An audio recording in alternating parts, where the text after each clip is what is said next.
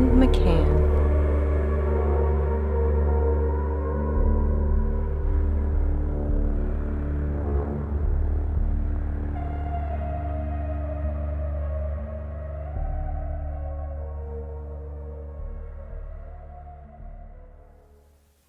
All right, welcome to the Resonant State. We are back once again exploring the hidden corners of media and the hidden corners of the current state of geopolitical affairs. Joined once again by Mr. William Ramsey of William Ramsey Investigates, one of our top investigative, you could say journalists, broadcasters, Mr. Sean McCann. Said it right this time. From Good. Wake the Dead, and this is also a joint Wake the Dead broadcast. And just before I pass the mic, I just wanted to go over in the past week since we did our last broadcast, right? So I got some different figures. One article said 6 shootings in 36 hours. Okay, but we have a couple major ones of the Michigan Grand Blanc Township church attack, and I'm just gonna throw this out there. I'm not saying I know what this means, but just to say there's something odd in this article. Why? Just because of the times. Watch the times. So the Police Chief William Kane came in at 10:25 and 32 seconds and said, quote, "We had officers on the ground at 10:25 and 57 seconds. He said the suspect was neutralized at 10:33:44 in the parking lot. Breitbart News identified the attacker as a 40-year-old Michigan man." So, interesting release of particular sequence of numbers with the seconds and written in a kind of a weird way, right? So you have the number seconds. Yeah, with the seconds, and it has 10, 20, 10, the number 10:25 and 32 seconds, 10:25 and 57 seconds. But when it says the suspect was neutralized, it's just written 10:33:44. Yeah, I mean, you can show it to you. That's on my floor. You probably can't see that. But, we have 4 plus 8 wounded. There's just lots of September 27th. So, and then there's other, various other attacks. And so I'm just going to leave it there. But it's just like the guy on the boat coming from the water, right? This was in North Carolina at the riverfront restaurant. Someone in a boat driving by with a machine gun and just completely escaping. So that being said, we definitely live in interesting times. And so to continue with this, let's go ahead and Sean or William, take it away. I just saying hello to my audience and thank you for listening. And it's always a pleasure to be swap casting with you, Hans. I'm glad that you're doing the Resonant State. And welcome, William, a good friend. We're very glad to have you here. And my audience loves your information. And these deep dives are fantastic. You just had recently a show with Tinfoil Hat, Sam Tripoli. And it was, you tried to put it all in, but is it like there's not enough time to, it's just, so I love these, how we're able, this is part 5 here, and we're really getting into the the nitty gritty of everything. And that's my favorite kind of podcast. So thank you, William. Thanks for having me. Great to be with you guys. I've had great responses from people. People have referenced our shows already. We've only done 4 parts, but like I said, I could do 30 hours. I did 90 minutes with Tripoli. And it just was like we've covered so much more than that. There's a lot there.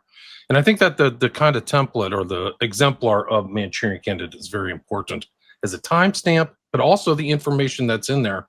And I'm finding out more and more as I do more shows. Like you guys have talked to Tom and Brett over at PsyOp Cinema. Brett actually went and checked the stuff that was taken from Manchurian Candidate, the book, put in the movie, and those academic articles were real. Like I didn't know that until I talked to those guys. I talked to them. I don't think that show's out yet, but so I'm learning as we go too. So I've learned components and pieces, and I think our last show, that episode 4, was really important too, to show that Condon, how keyed in Condon was, that he wrote that intro to Operation Mind Control, Bowert's book. So I recommend people, if they haven't heard that, go back and listen to that, because I think he was telling something really important. Like you will be almost handicapped by not knowing these mind control techniques or these propaganda techniques or whatever. But even the mind control, and it goes to Esterbrook's, which we're trying to get to like the 500-page document of Esterbrook's, but there's so much backstory there. And that's why I brought up Program to Heal, the great Dave McCann, Politics of Serial Murder, because his intro to this book, which one of you guys are going to read through, I think Hans elected to do it, but it's so important because he just got this distillation of these concepts. And if you even look at the front of this book, some of these guys have really crazy backgrounds, military backgrounds, Vietnam backgrounds. Just like off the top of my head, it's like Ramirez's brother was like in Vietnam, hardcore stuff. And Heidnik was definitely an MK Ultra victim. Like he was in LSD kind of things. Manson, we know, like it was involved, knew a lot of strange stuff. So he covers a lot of this book, and it's really just such an important book. People have tried to diminish the book, and they failed. Like they've really failed. Like he knew, I think this book was published in 2007. So what's interesting though is that I think I'm gonna have an article hopefully done today for those guys, but that you find that these things, there's always these precursors, right? You have the Zodiac, you have the Rolling Stone song, right? I'm gonna knock down your plate glass window. Not talking about the Boston.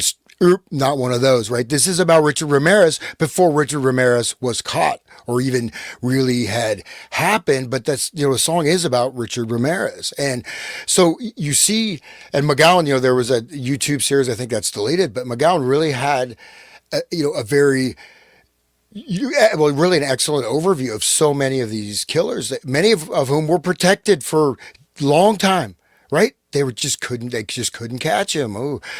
Until they decided to pull the plug. And then they always let's offload 150 killings on, we haven't solved these cases. He did it. I mean, they didn't even bother. They just said, it's done. And this happened several times also. And then right? George W. Bush pardons the guy and lets him out of prison. Right, Gacy, right? Oh, yeah, it was no, it wasn't Gacy. No, Gacy, but this happened. It was Lucas. Yeah, exactly. It wasn't That's what they did with the Boston Lucas Strangler. The Boston Strangler, they just said he did it all. It's him, and move forward. Yeah. There's like 4 or 5 instances of that, right? The other one, the guy was real handsome. He's one of the major. Ted Bundy.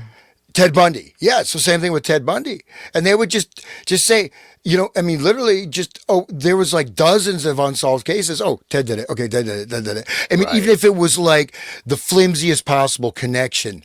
You know what I mean? Like it's not physically possible for him to drive that far north to get to kill the other person. But yeah, they were just, I'm sorry, but go ahead. Okay, sorry. I just wanted to preface this before we talk. I mean, what is being described in this book, Program to Kill, is government SRA. It's like government-run satanic ritual abuse, trauma-based mind control run by the government to make super soldiers. And so also, I wanted to bring people, to remind people of what I talked about maybe in part 1 was Russ Dizdar's Black Awakening. So maybe not just the government ones, but the people that are programmed sleepers have violence instructions in them ready to erupt when the signal arises. So like this is, there's the MK Ultra, like people talk about LSD and stuff, but really the trauma-based mind control and the splitting of minds and the alter personalities and stuff, demonizing, just look at Jeffrey Dahmer and like his altar and like what he was doing, the black magic stuff. Like it goes very deep. It wasn't, I mean, the government mind control is part of it, but it's a lot more than that too. But the government does these things on purpose to create super soldiers, like make ultra violence, and then set them loose on the battlefield. And it's like the battlefield is the testing ground where they can see what's possible. And you got the My Lai massacre, and you got all these, and then the soldiers come home. They don't say a word. They don't want to talk about this stuff. Like tell their friends and family about how they had to murder babies and burn villages and stuff. So like that right there occults it, and it keeps that little bubble of science over there, like, and then they can take the learned pieces and apply it now in our day. This was, now it's like they have it down to a science, and we just need to be aware of that. So I just want to bring that up before we start, and thank you guys. Thank you, Hans, for reading this too. Yeah, and there was like hundreds, if not thousands, of My Lais. Like My Lai was just one. There were just massacres after massacres that never were reported. And just massive crimes against humanity there. That unspeakable stuff. Yeah, and one thing just to mention, like when I opened with that, this is of course tied in with all these shootings. There was the one I talked to you, Sean. I couldn't even find that on the web. Maybe I didn't search that hard, but the one at the Nassau golf course, right? That also, or maybe that was last week. But I haven't posted that yet, but the listeners will hear that. I'm sorry, everybody. Yeah. So all these things, but the one thing is that there's different types of scenarios. There's generating terror, but then there's a localized aspect. And the fact is that on one level, it would appear that the signals are just coming in hard and fast. You know what I mean? And people like the guy at I won't go too much in a tangent, but I'm saying like we are looking at certain of situational occurrences that are statistical anomalies, right? Is it possible to have this many things happen in this way that without some type of coordination? It doesn't seem like it. Dude, I mean, if they're creating the culture, I mean, they're creating, there's coordination all the way down. Like, you know what I mean? It's like, of course it's coordinated. But my favorite one, though, from this week is that there was the bombing of the bus, right? Ice Cube's tour bus, and Antifa blew it up because Ice. No way. Yeah. Oh, my God. Ice Cube. Wow. And they firebombed his tour bus. Oh my God. So at least. And it just goes to show the ignorance and how ignorant you have to be to do that kind of thing. Like who firebombs something? I'm crazy people. Like really. But here we go. Black Awakening. Right. Ice Cube. I mean, it's not ice immigration. I know Ice Cube is doing like Disney movies and stuff. Like what the hell? Man? Okay. I mean, I don't think it's the same sort of font, you're going to find on the ice. Well, maybe. Okay. So this is Russ Dizdar's book, the cover of his book, The Black Awakening, Rise of the Satanic Super Soldiers and the Coming Chaos. He died think COVID suddenly. Supposedly, yeah. And his wife, all of a sudden. I think that was actually the first time I had Jamie J on my show to talk about SRA. That was the first time I was like, okay, I got to talk about SRA on my show and really get deep into it.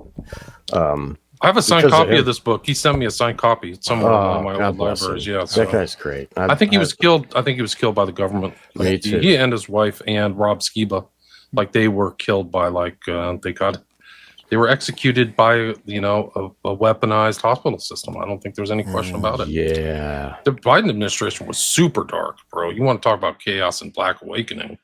Like get you into hospital and kill you. Like look at know Cuomo. These pills are poisonous. Have some. Yeah, have some REM death is near. Run death is near. Like literally, Skiba's like, don't get me in the hospital, and don't give me any pills. And that's what they did. Put him on that breathing apparatus. He was gone. Young, healthy guy. So rest in peace, guys. Yeah, they can target you guys. If you don't think you can be targeted or they can find background out of you, you're very naive. They can just pull up your social security number, do background check, figure if you're like a Christian. Like these guys are pretty ardent Christians, and the Biden administration was anti-Christian. So like, why not just get rid of them? Like we'll just call it a medical accident. Well, it clears them out of the way for the next thing. They didn't want his voice to be going while the Black Awakening was actually happening. Absolutely, they wanted to get him out of the way, just like they got rid of the guy that made the PCR tests right before the Mullins or Kerry Mullins. Yeah. And like, so just like they got rid of Kubrick right before 2001, I mean, if that happened, I don't know. But I mean, Dizdar was super keyed into the stuff we're covering right now. Yes. Well, he was speaking. He was on the ground though. Yeah. He wasn't just researching. I mean, he was traveling around the country, right? He was going to the heart of this stuff. He was trying to save children. I think he was where you guys were. Like he was from Hawaii. Yeah. Ohio, Pennsylvania. Yeah, exactly. Akron actually, which is like right near me. But yeah, like, and he would travel into Pennsylvania, and he would work with the police forces. He was a police chaplain, and he would teach them about dark occultism and what to look for and how to spot it, and they would bring him in to speak with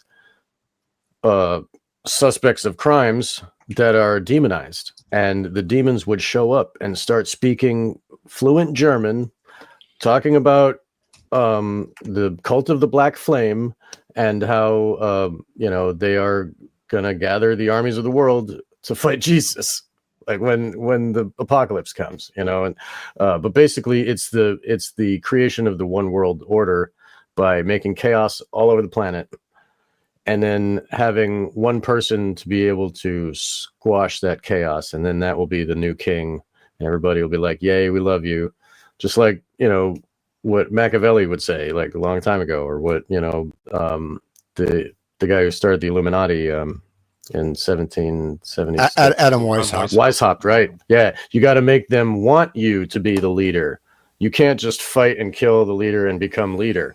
You have to make the people want you to be the leader, and then that's how it happens. So like, this is the violence, is the trauma, this chaos of coming super soldiers. It's like worldwide trauma-based mind control, that the trauma goes into the whole world, from the chaos of people getting stabbed on the neck on the train, or the other, like the guy dressed up as a Joker on the train in Asia, he was like stabbing everybody, and then he sits down and smokes a cigarette and like dressed as the Joker, just like the other guy who was like at the Aurora Theater, like they have the same programming. When they do the violence, then sit down and get arrested, and then they're like the lone weirdo gunman, and so like there's switching happening, just like the guy who killed John Lennon, Chapman. Yep, he sat down and read a book.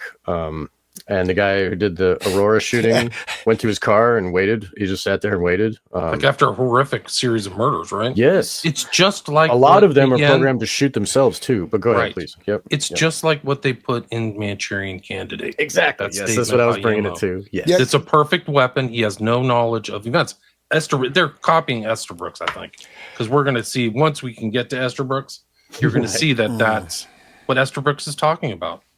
Exactly. And the fact that the Boart thing and the Condon with the broken legs of the clown, the Grok thing, that's trauma to change the person into a more usable tool for whatever, in this case be a clown, which is kind of a funny metaphor for being in government or something, like it's like to do the illusion and to dance for others, but anyway, like that right there is like directly, hey dude, it's crippling you and cripples your mind, and it makes you broken, and then the broken self afterward is easily manipulated, is like fits into the society properly, you know what I mean? If you look at the beginning of Brave New World, they like traumatize the kids so that they can fit in the society when they get older. Like they show them a rose and they go to sniff the rose, and then they spray them with this poisonous gas, and it's like, ugh. So every time they associate a rose with the gas, and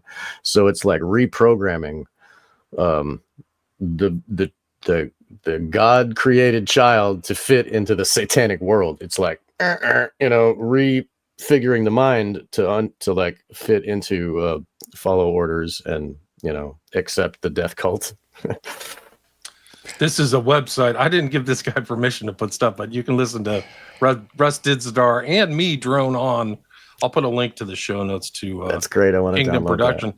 They've ripped this really fast, man. This is 8 days ago. I didn't get this guy guys, the copyright stuff that's happened to me is yeah. This is just a straight rip. I don't know what talk this is. And join members only, so he's got it behind his paywall. Money off me, that happened to me, dude. It's like behind. It just goes to show how smart you are, William. Very good job. I mean, Kingdom Productions. Yeah, Pastor Jeremy. He's a Christian pastor. Oh man, he's stealing. He's taking money off of me, dude. Pastor Jeremy. Just Jesus. Repent. Yeah, repent now. Yeah. You can this and pay me. You can repent. Don't steal, but Anyway, dude. whatever. Anyway, the Russ Dizdar stuff is still out there. It's Yeah, good. God bless Russ Dizdar. God bless you. Bless your memory. Yeah.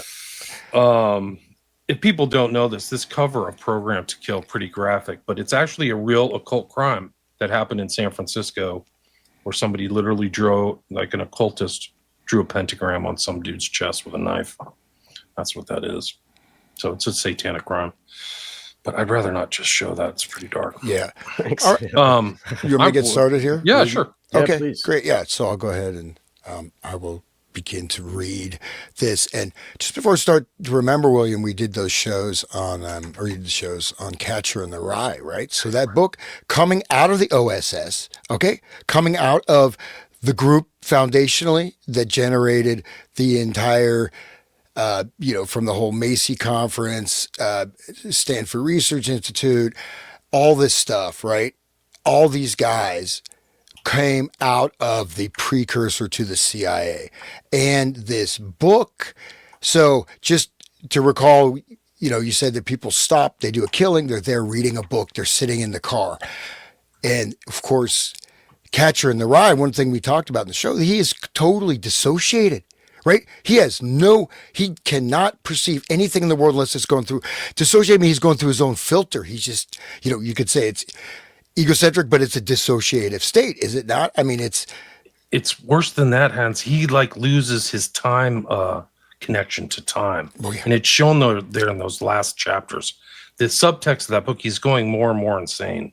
And you can see him having conversations where his time lapse, and that's a symptom or another aspect of some of these people who've been tampered with, is they lose the capacity to relate to time normally.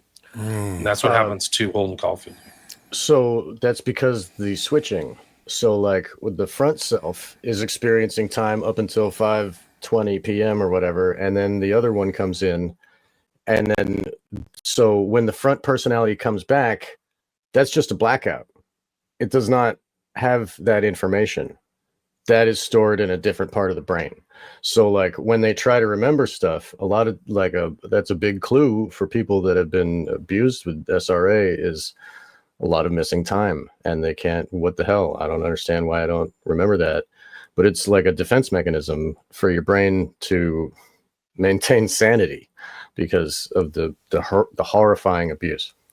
That's certainly part of it, but another part is that there is a world, this mental space, right? You could say that's taken outside of time, right? So this sort of traumatic programming garden, or these loops, right? Holden Caulfield talking about the geese, things like that. So this shows he's circling around. He's there's that great book on mind control, movie, right? Kids movie, I Am the Cheese. You guys familiar with that? Oh my gosh. I saw this when I was in school. So this I Am the Cheese is deep. This kid is living in this village, biking around in a circle, meeting different people. He's under mind control. It turns out that his father was probably assassinated, and he's put here and just riding his bicycle. And it's a kid's book. He's riding his bicycle around this thing, and it's total MK stuff. Okay. And it's but that's another level of that, not just the missing time, but being in the cybernetic loop. So look at this kid. Think about a cheese is in a mousetrap. So that's the honeypot of the pedos, is that kid right there.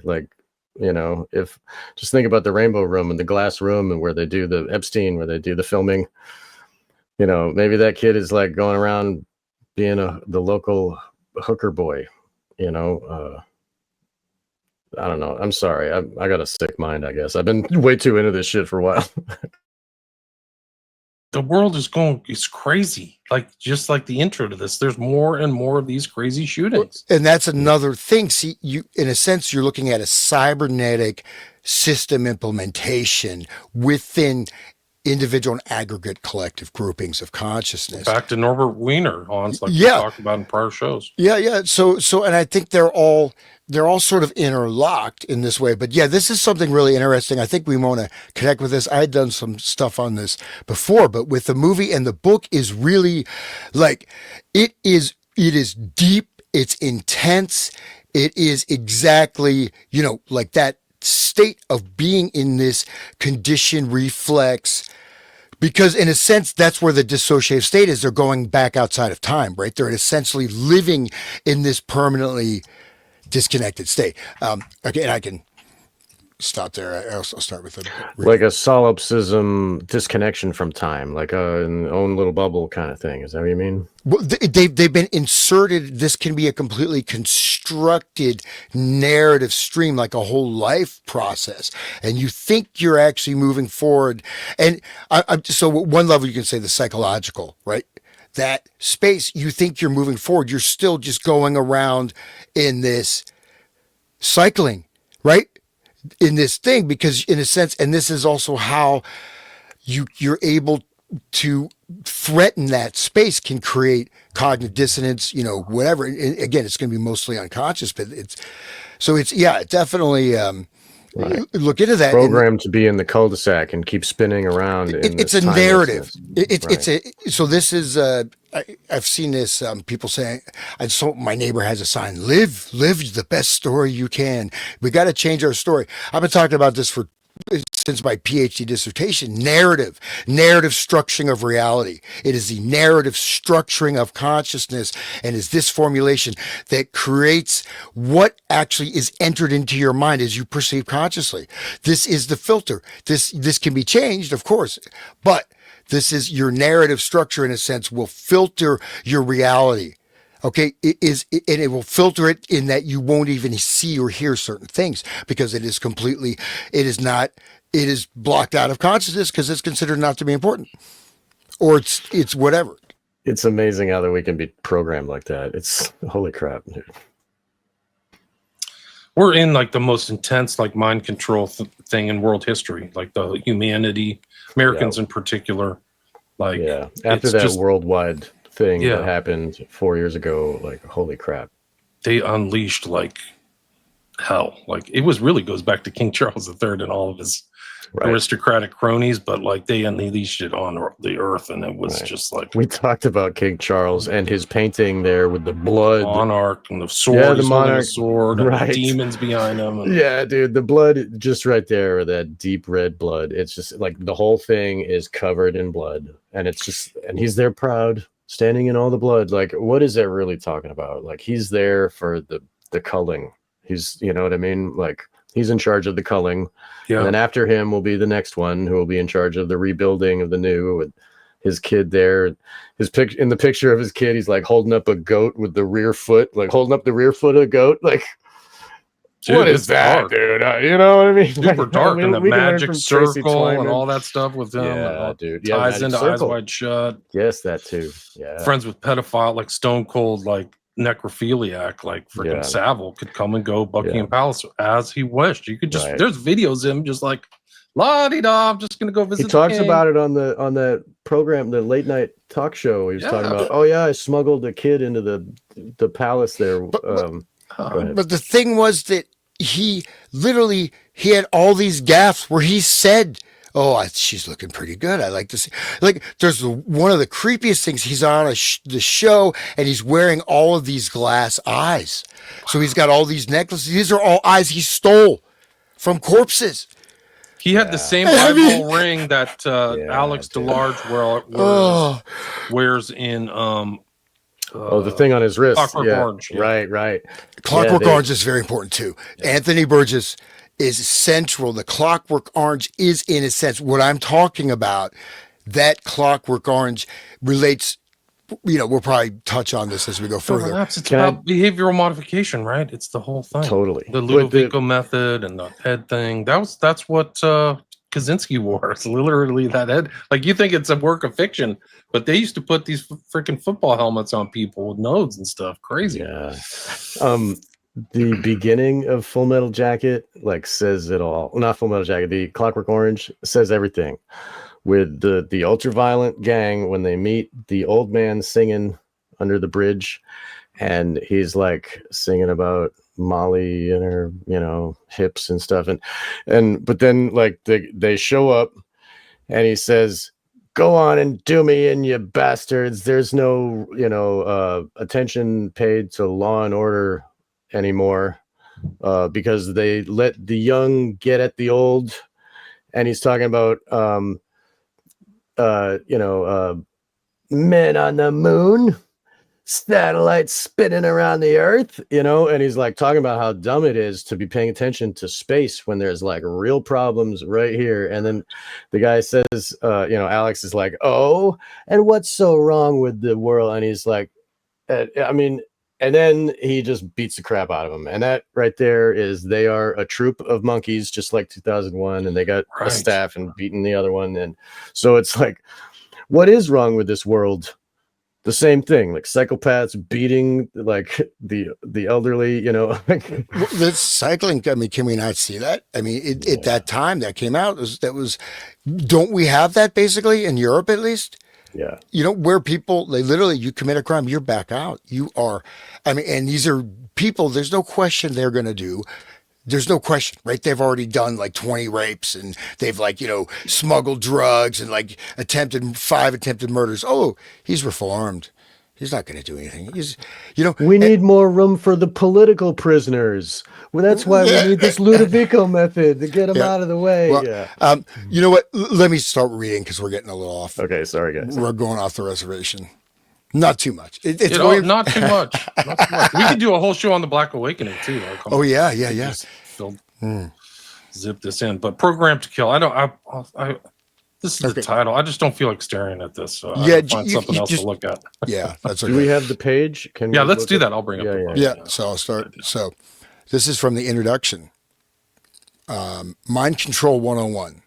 Quote: the experimenters will be particularly interested in dissociative states, from the abaissement de niveau mental to multiple personality in so-called mediums, and an attempt will be made to induce a number of states of this kind using hypnosis from a declassified MKUltra document.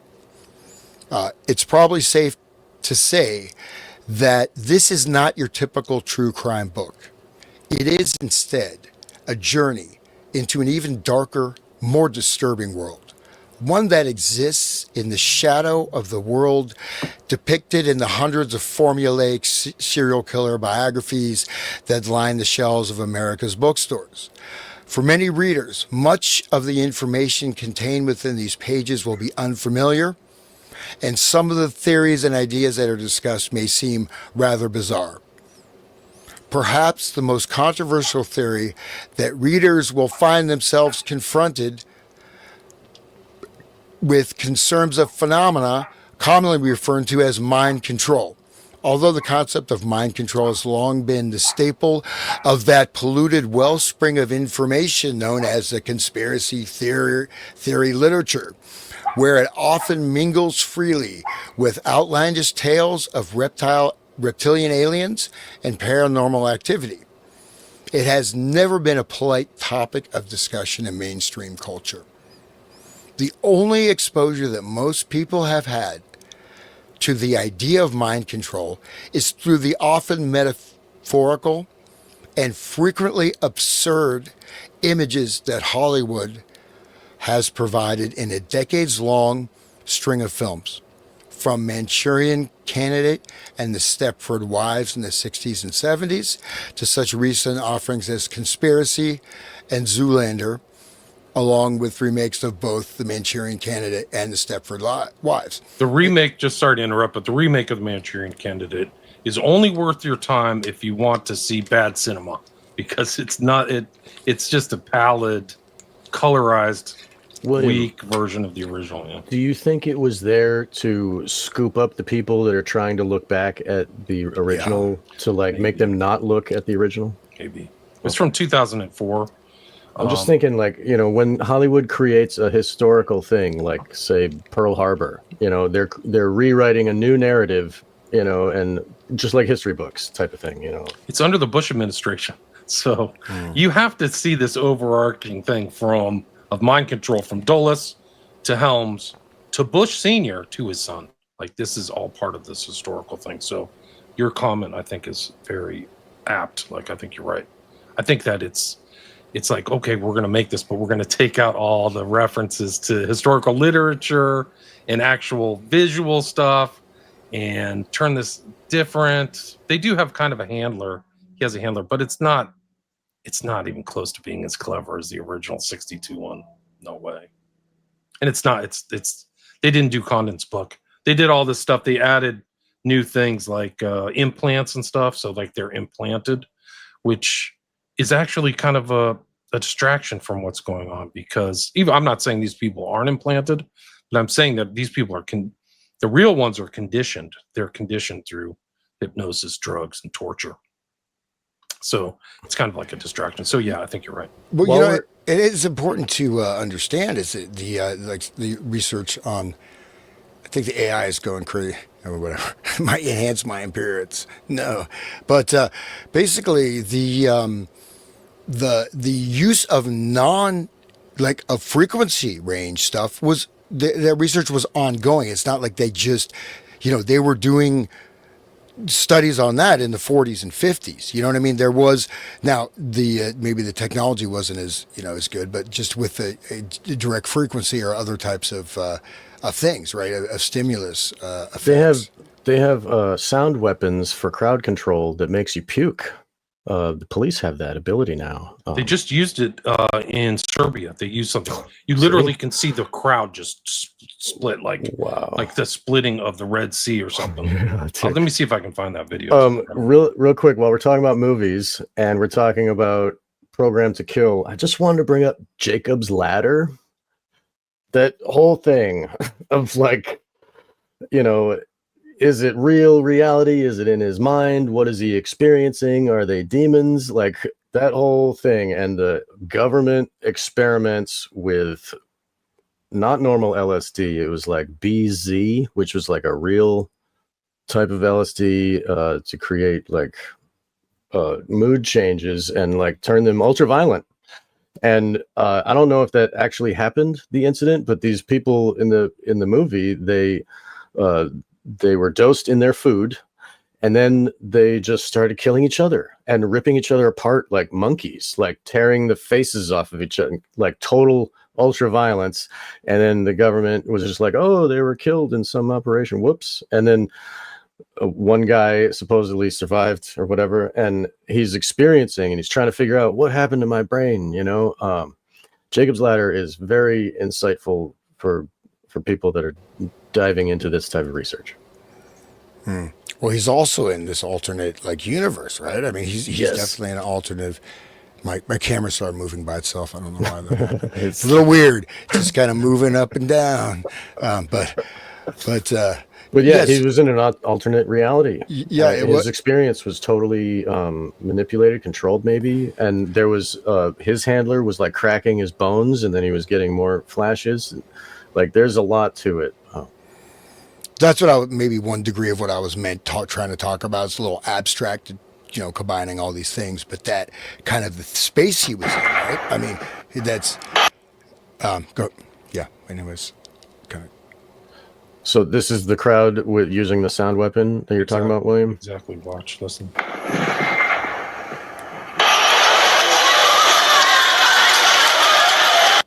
They shot it right down the center of the street. Wow.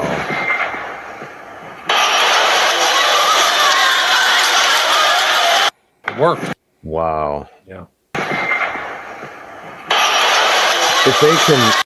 If they can control our biological processes like that from a distance, I mean, imagine what else they can do. Imagine.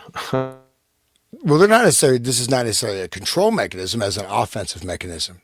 Right? I'm just saying, it makes you feel like you want to puke. It's like controlling your body so that you will involuntarily regurgitate. You know what I mean? And to avoid that, people move. So it's operating directly on it's operating on the brainstem and on the brain itself and on the whole frequency, and also the body too. But but I mean, but it's so there's a lot, but there's ranges of things that can have impacts and influence, and they can seem to be very, relatively speaking, subtle, right? What I'm saying, but you can create a state of anger, right? We were just talking about that BZ. That's another thing. You can generate a state of irritation, a state of little bit, doesn't have to, depending on the level that people are at, right? Someone like me, it's not going to affect me because I'm completely calm all the time. But Right, you're hiding in your bathtub, right? no, man, Just kidding. no, well, no. What I'm saying is that I've noticed this, right? I mean, I've noticed it very graphically, actually. And then, of course, people are rude, and then the tendency, like kind of, there's a tendency to react like, "Hey, what are you saying? Whatever. Let's talk Right. back. Come on." There was- And to the cashier. What I'm saying is like you get into it, and it builds up. Right. But there can be an initial trigger, can be a frequency just like you saw, but at a much lower gradient. And then, people get irritated. People have road rage anyways, right? There's, so, you know what I mean? And then this generates a collective field also of this particular, resonance, because it's a thing. I mean, you walk into there's certain places you walk into and you feel this is very uncomfortable, or you feel very welcomed, right? Some of these things are also, they're just types of senses, right? You can describe it other ways, but it is happening, right? On a level to some degree of the actual oscillatory energies. Emotions are oscillatory frequencies. They have energies, it's like anything else. Depends. But state of mind, anger, crowd, this is how crowds work, right? This is how birds flying together. So, Right. So just to say it doesn't, and then one last thing, I'll get back to that, is hypnosis is a whole nother level up. If you have hypnotic command, you can make people run without even using a weapon. You can make people do whatever. Right. You make them cluck like a chicken and they don't even remember. Anyway, sorry. Okay.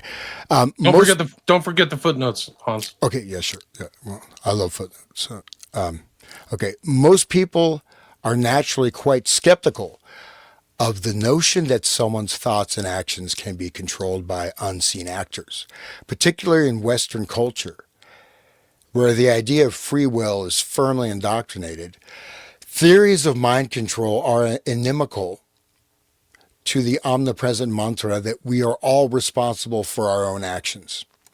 It is quite likely then that scenarios involving mind-controlled killers, whether assassins like Lee Harvey Oswald or Sirhan Sirhan, or serial killers like Henry Lee Lucas or Charles Manson, will be summarily dismissed by many readers. Skeptics, though, should bear in mind that contrary to perceptions, mind control is not a fictional creation of novelists and Hollywood screenwriters. To the contrary, there exists a substantial paper trail establishing that the U.S. intelligence community has devoted a vast amount of both human and financial resources over a period of several decades to the study of mind control. Along the way, luminaries of numerous social sciences have been recruited and co-opted. Can you repeat that sentence? Along the way, luminaries of numerous social sciences have been recruited and co-opted. So that's it. So these people think these guys are like the head, like kingpins of this thought. They're not. So all these, really bright guys like Jolly and West, people call him like this evil creature, which it's like a Dr. Jekyll, Mr. Hyde. He was recruited. Guy's totally brilliant. There's no question about it. Or some of these other people. But Ewan Cameron was like, he was, the face of the American or the World Psychiatric Association. And people loved him. He was this very, Scotch, whatever, charismatic guy. So all that stuff but it was going on, and obviously people did know about it to some extent, but he was doing. That's pretty amazing. He was a luminary, right? He was like, the top, and now people know him as what he was doing with these horrible experimentations. But strain all urine. That picture of the kid, like the. Dude, how could he be a hero? He's torturing people. But no, yeah, but they were torturing people. They were doing long-term experiments. They were doing like you come back in, Mrs. Wilson, and we'll treat you, and then massive electroconvulsive shocks. They called it therapy. It's not therapy. and then they'd send them back home and study them in their natural habitat, like freaking like lab rats. So they're not in the lab; they're like walking around. Okay, Miss Wilson, she's exhibiting strange behavior. I think we need to do certain treatments, and then she'll go schizo, or she'll have overly aggressive, or this alter hasn't come in yet. Like, it gets super dark what Cameron was doing. They would revert back to baby, right? They would depattern their own personality back to being a child again, and then he would repattern them with what he wants them to have in their brain, right? Supposedly, I mean, it didn't really. I mean, it in terms of exactly what they wanted it to do, it didn't really work that well. Right. I mean, you didn't. I mean, but did it just absolutely destroy people's minds? Yes. Right. Yeah. But because there's playing these tapes and pattern conditioning, now they were able to get some types of small memory overlays, but then it would crack, right? And like, I remember the one lady, she was like a very good guitarist, and she went in just for postpartum depression, and everything disappeared, and she came out with a totally new life, but she started to remember.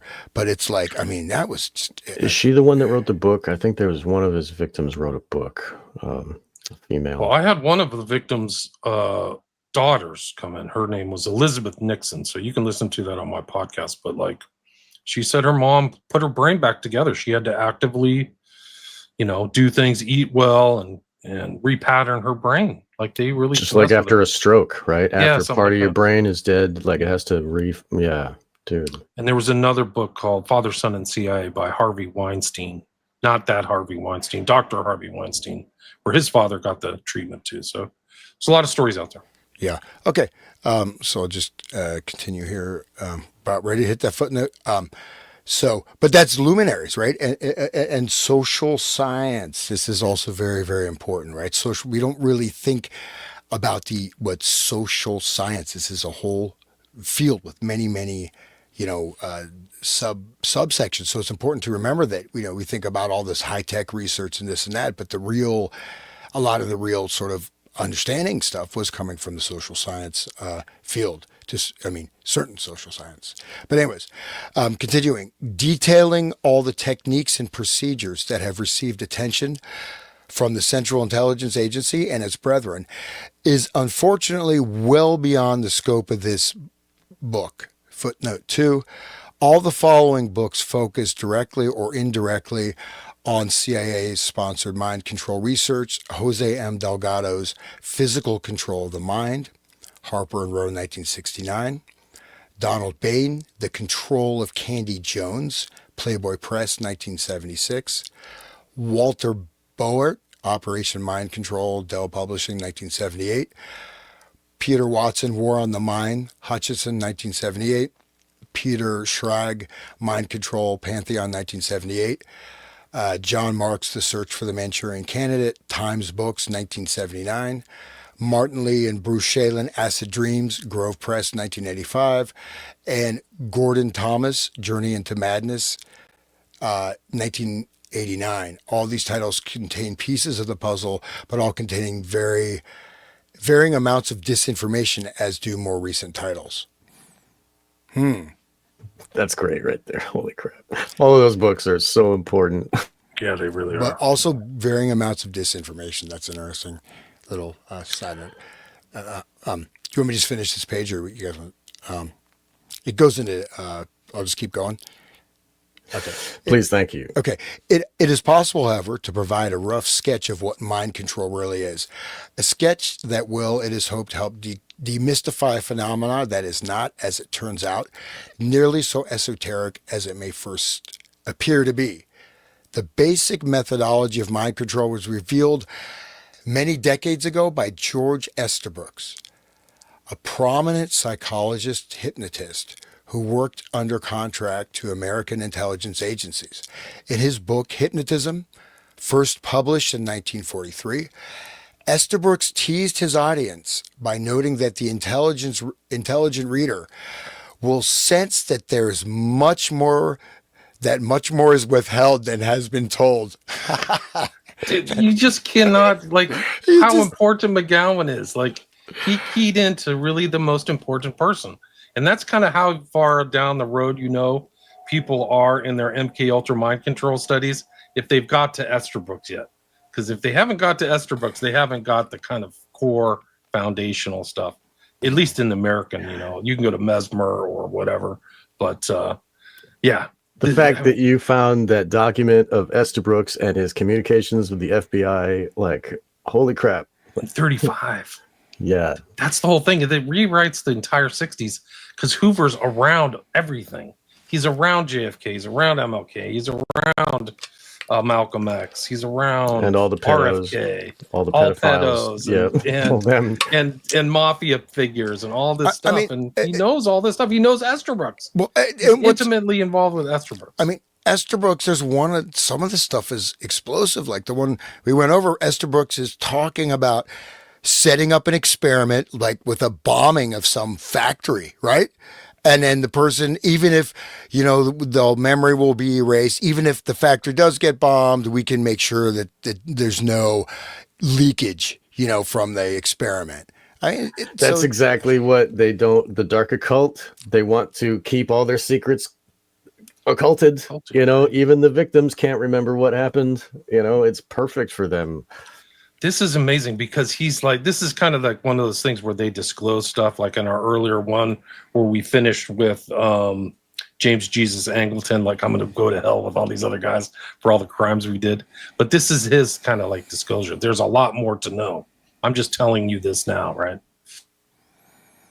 I mean, as governments often work, they only give you this much. There's always a lot more to know. Just as we go down real quick, we'll finish this thing. Like, so dissociative states.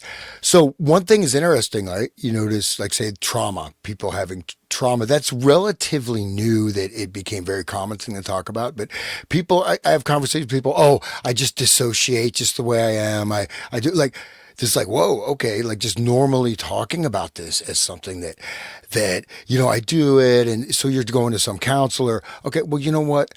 I don't want to go to some damn counselor to tell me what I am doing or not doing and to normalize something, right? That is a type of hypnotic induction, could potentially, you know what I mean? Anyways. There are a lot of counselors that work for the dark occult that are in the work of keeping the victims in their cage, keeping the secrets from coming out. And the whole satanic panic and the false memory syndrome and all that crap is all the dark occult creating a war against the truth. This is very important. Yeah. It really is. It really is. Yeah. But now all these people are co-opted. New luminaries are co-opted. Jolly West is right there, the false memory foundation or MFS, MF or whatever. Here's the thing. A dissociative state is not necessarily bad, right? There's types of things, but then what do these words specifically mean? And then, but the thing is that this means that this is very crucial, I think, is to realize that as soon as you recognize you're in a dissociative state, you can change it, right? I'm not, okay, I'm right here. Oh my God! Wait, who am I talking to? Oh, no, okay. To see the cage, like when you see the mind control, all of a sudden it doesn't affect your subconscious. Your conscious mind gets a hold of it and can be like figured out and really look at it. You know what I'm saying? Like if we continue to agree with the lie that is the veil put over us, then our mind will continue to accept the lie, and the cognitive dissonance will be maintained within, and that signal of like what the news gives us in the TV and the all of the movies and crap, it will maintain our blindness to truth. And once we recognize, like people like us speaking it out, like giving others that are listening and their conscious mind the handles to really hold on to this and figure out what's going on. Like,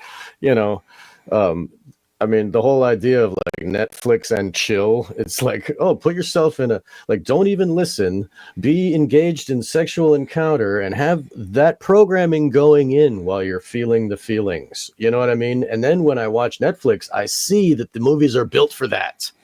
The things that they say, and there's certain moments when, this is when the effing happens. And, it's really interesting how they build it to be put in the subconscious, because people aren't watching these movies. They crank out these crap, like, Well, you know what I mean? Go The ahead. thing is that you're right, because the thing is you get these series that, some of them, I mean, like I watched one, it was like the best in the country, the detective, he's a forest officer that's like this hardcore detective dude, and just he's like really surly, but then at the ending of it was just like, come on, man, I just wasted my They time. always do that. And it's Yep. like, dude, this is just, come on. I mean, just, Yep. and then They drag you down this cul-de-sac where you waste all this time just trying to figure out what they're going to tell you, and then at the end it's like an empty nothing. Dude, one thing I brought that up, that was just that was a weird mental connection. But this show, I think it's called something Mountain, whatever. It's on Netflix. You can find it. I'll remember the name. But anyways, this guy, it starts out, he's talking to his son all the time. He goes by this lake and he talks to his son. As you go through the series, you find out, well, his son is actually dead. And he had a mental breakdown after his son died. So he's talking to this ghost of his son that is not, but it's not foregrounded, right? It's just there as kind of part of the story. And then he's always thinking about killing himself and this and that. So this is, you watch that, and then the end is some kind of half-ass, or where the guy, the police captain, commits suicide, shoots himself in the head because he was the one who had murdered this person. Like, there you go. There's your little mind control programming as you assess, and you just wasted your time. But even though there's some great production, but then it's like the poison pill, man. Speaking of poison pill, this very well said. Think about all of the people watching that are on pharmaceuticals, where the side effects is suicidal ideation. And then they watch the TV that says suicide's a great idea. Don't you miss your kid? Oh, this hell that we live is such, you know what I'm saying? Well, now they have the friggin' ads. That's why I hate it. Like, I'm paying for it. And then Netflix, like, every second, here's another ad. Here's another ad. Sometimes, unless the movie just sucks ass. But there's a great movie called, like, Zandox, starring Sean Connery as this dude who's in this giant flying head that flies. Zardoz. Zardoz. Yeah. Zardoz. That's that's an awesome movie. But no, what I'm saying though is that this, like with these pharmaceutical ads, let's add this as a factor, right? Think about that, because these ads, like, oh, now, since I got, whatever skin condition, I'm feeling shy, my life shut down. Now I'm feeling great, and I'm meeting all my friends. It says side effects include paranoia, delusionary thoughts, extreme violence, homicidal ideation. Like, whoa, dude, it's like, holy crap. And then it's like, do, celebrate life again. Celebrate. Yeah, dude, like, so how dissociated do you have to be not to catch those friggin' warnings? But people don't, obviously, or else they wouldn't run the ads. But it gives it double power, because the person is deliberately, blocking that out. It's going subconscious, and they know exactly what that shit is going to do to them. How can you not? But it's built with, like, the Prozac is made with, like, mostly fluoride. The molecule is fluoride. It's the same shit they've been doing since, the World War II. Before that, with the in Russia, with the, like, it is mind control. They knew about pharmaceutical mind control way back then, and they're continuing. Okay, they can't give us fluoride in the water anymore because these, the truth is coming out.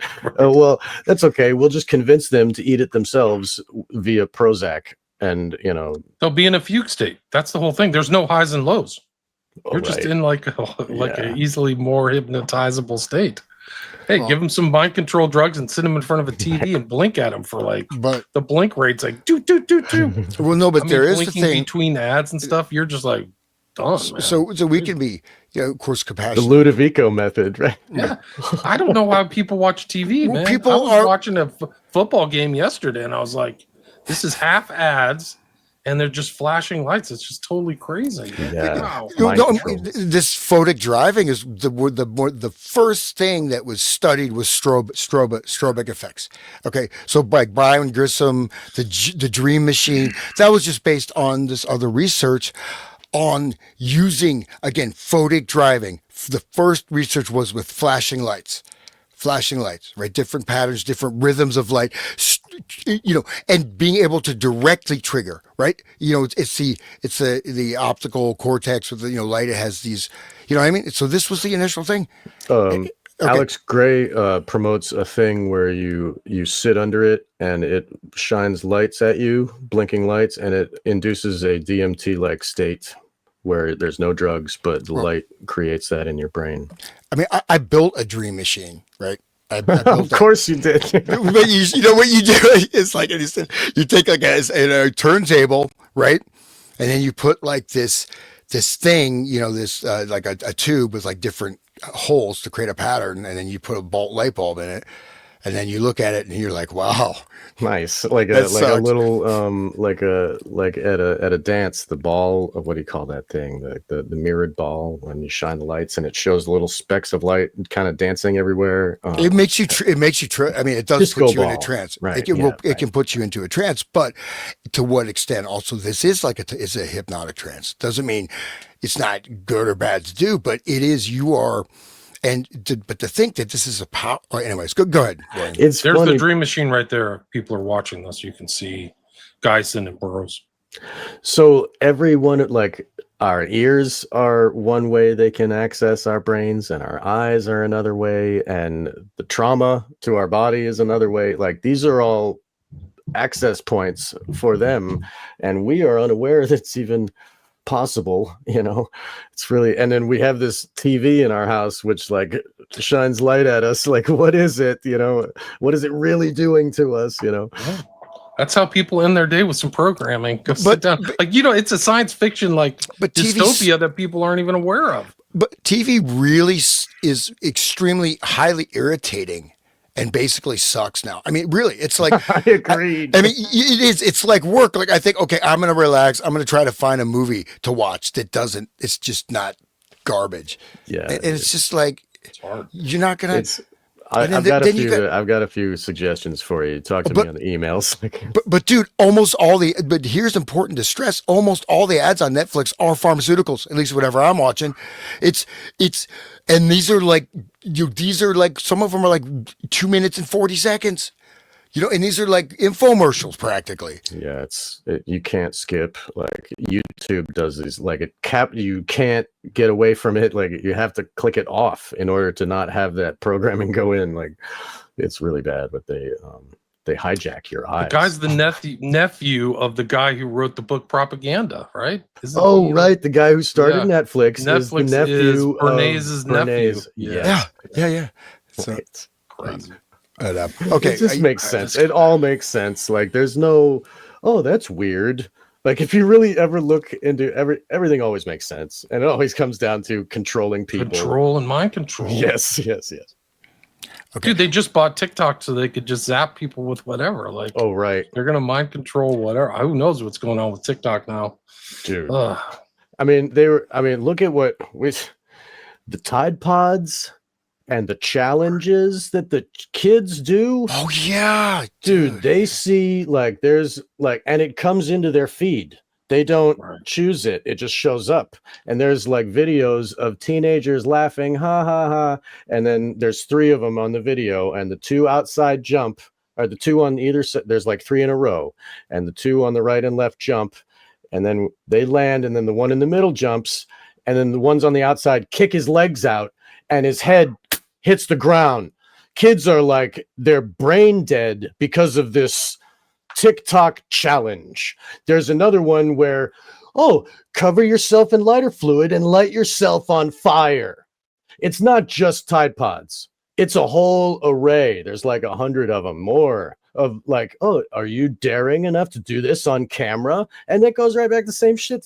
764, like what BX was talking about with William. Like, these people, these satanic individuals are convincing children to cut themselves, harm themselves on camera. And then they take that video and they trade it with their friend psychopaths. Like, look at what I made this one do. Like, I made her carve my name into her belly. And just to, dude, the sick levels. Holy, I'm sorry, guys. It's gross, but still, like, whoa. Yeah. I didn't know that, and I kind of wish I didn't, but I do. Sorry, man. No, it's no. I mean, it's important. I mean, The kids see the people laughing and they're like, "Ah, that's funny. I guess I'll try that." And then it happens. anyways, this is important. The way he's going to define a dissociative state. So I'll just continue this and then probably dive in. So I'll read that again. Estabrooks teased his audience by noting that the intelligent reader will sense that much more is withheld than has been told. Well, while this was undoubtedly an accurate assessment, Estabrooks nevertheless did reveal enough to allow an informed reader to construct a reasonably accurate picture of the fundamentals of mind control. The degree to which any given person is susceptible to mind control is a direct function of that person's susceptibility to what are known as dissociative states. According to the psychiatric community, dissociative states or dissociative disorders include amnesia, fugue state, and what used to be called multiple personality disorder, but is now generally referred to as dissociative identity disorder. This is interesting, right? That shift. Anyways, all of these terms describe the same basic phenomena. A person who is seemingly in control of his or her actions over a given time period is unable at a later date to recall or account for those actions. Do you want me to keep going? 1 second. The ability of the children. So they seek out. He's saying that the mind controllers seek out people that are more susceptible to dissociation. But remember, dissociation, like people, this is a misuse. People say, "Oh, I'm dissociating." No, what you're doing is you're spacing out, right? You're spacing out. You're right. But that's 1 degree, though. That's a degree. But this is, as maybe the actual definition is where you just have, as William said, very important, right? Lost time, lost, right? Whole lost chunks. Is that? Would you agree with that, William? Or 100%. Yeah, totally agree. I just wanted to say that the SRA programmers, the dissociation from the victim is so intense, and that's the perfect dissociation that they get from people like Alice and Eyes Wide Shut or whatever, Perfect Slave, and that right there epigenetically programs her genetics to make a baby that is more apt to dissociate. It is it's a survival mechanism of our genetics to, like, there's fight, flight, or freeze, right? That's how you save yourself. And so freeze is the one they want. And so freeze allows them to do what they want with your body or whatever. So if you're getting attacked by a bear, if you try to fight back, it will really kill you hard. But if you act like you're dead, the bear gets disinterested, okay, and you don't get wounded as much. So it is a way of survival for your body to freeze, so that can be programmed into the offspring of the monarch programmed mother. And so that's why they take the children of the monarch programmed women and they breed them for this purpose, to have babies that will grow up that are immediately already programmed by their genetics to easily dissociate, because that is a genetic trait that can be triggered through epigenetics. Wow. So that, if you it narrows down their pool. They don't have to look through the whole everybody and see who's dissociative. They've already got a stable of women. They can just breed them, and they will understand that each baby will be dissociative. They don't have to go find new ones, because they can program it into. And they torture the baby in the uterus before it even gets born. So that also programs the child to have learned helplessness and to freeze, It's Sorry, guys. I'll make you speechless. well, There. no. We'll just go to the next paragraph, but this will tie in directly because actually, what that in an extreme sense is just you have the startle reflex going all the time, right? So that's that's a reflex, and that can be if that's not if that's going a lot, right? It's going to be happening in your body. Maybe you're not even aware of it. That's it. Anyways, so that's an example of something that can be more extreme as mild. Is it? So let's continue. So as with any category of mental illness, there's no dividing line that separates those who are diagnosed with dissociative disorders from those who are normal. Virtually everyone possesses the ability to experience dissociative states. Many people, for example, are familiar with the phenomena sometimes referred to as driving on autopilot.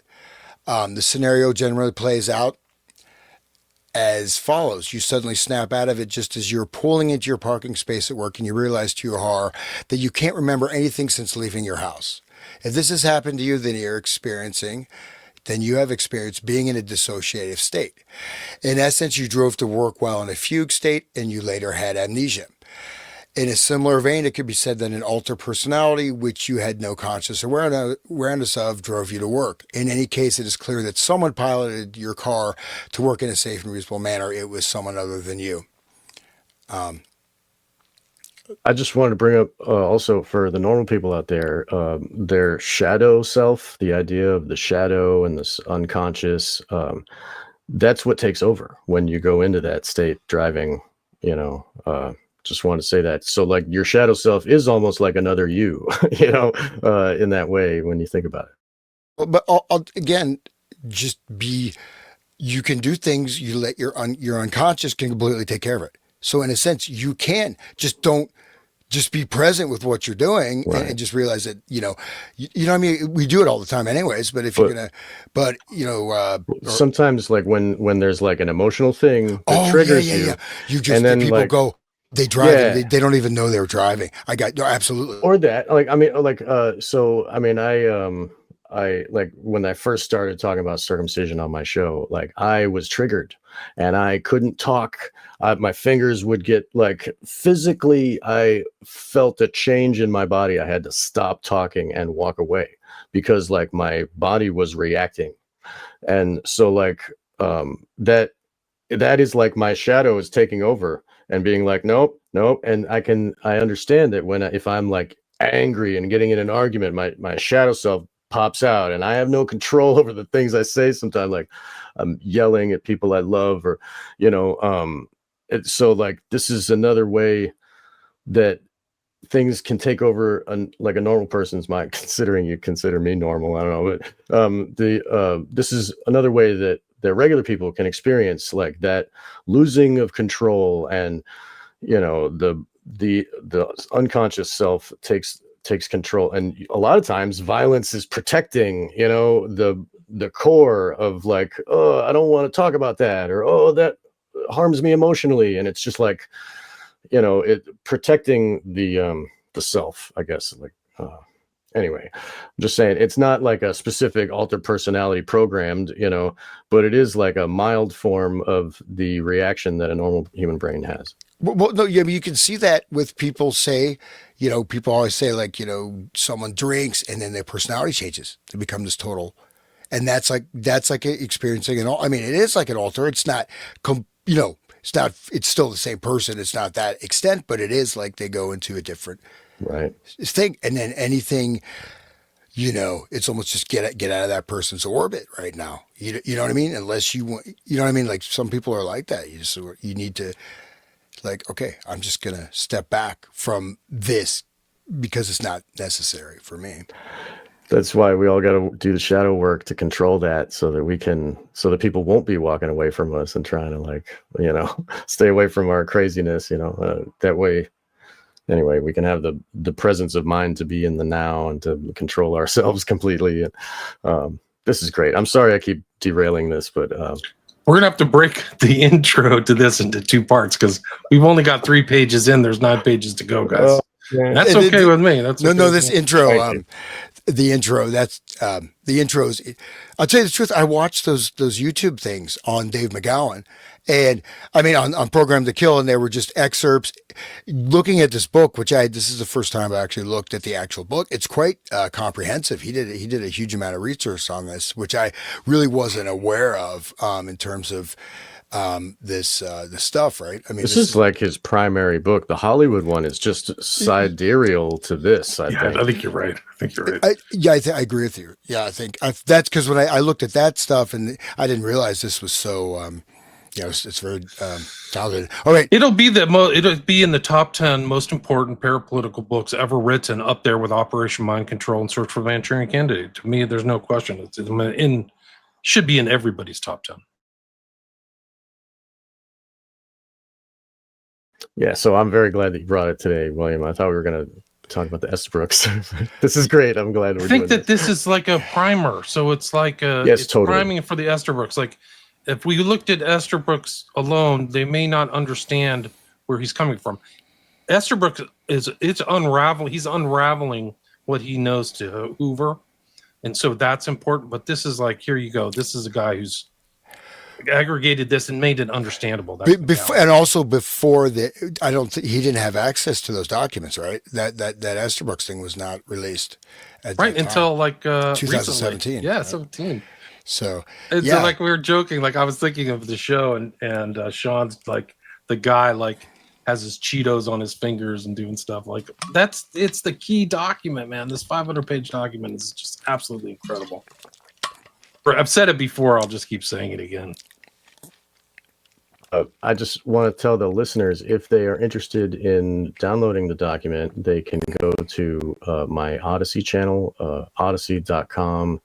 Wake the Dead :9, I think is but anyway, when you will find a post there where you can download the document for free, just click download. So for everybody.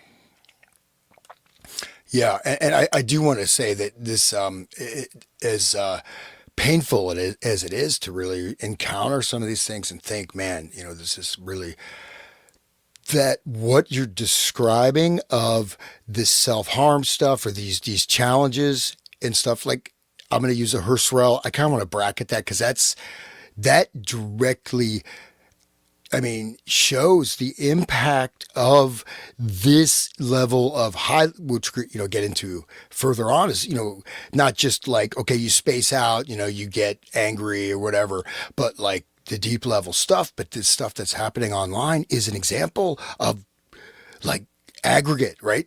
Grouping, psychological groupings. Lots of people that are going into these, you have to be very extremely, out of it to do this stuff. You can't, you cannot, you're repressing your basic survival instincts. You know what I mean? On a fucking biological level, sorry to swear, but this is the ground. This is the ground where things like that can also, arise from.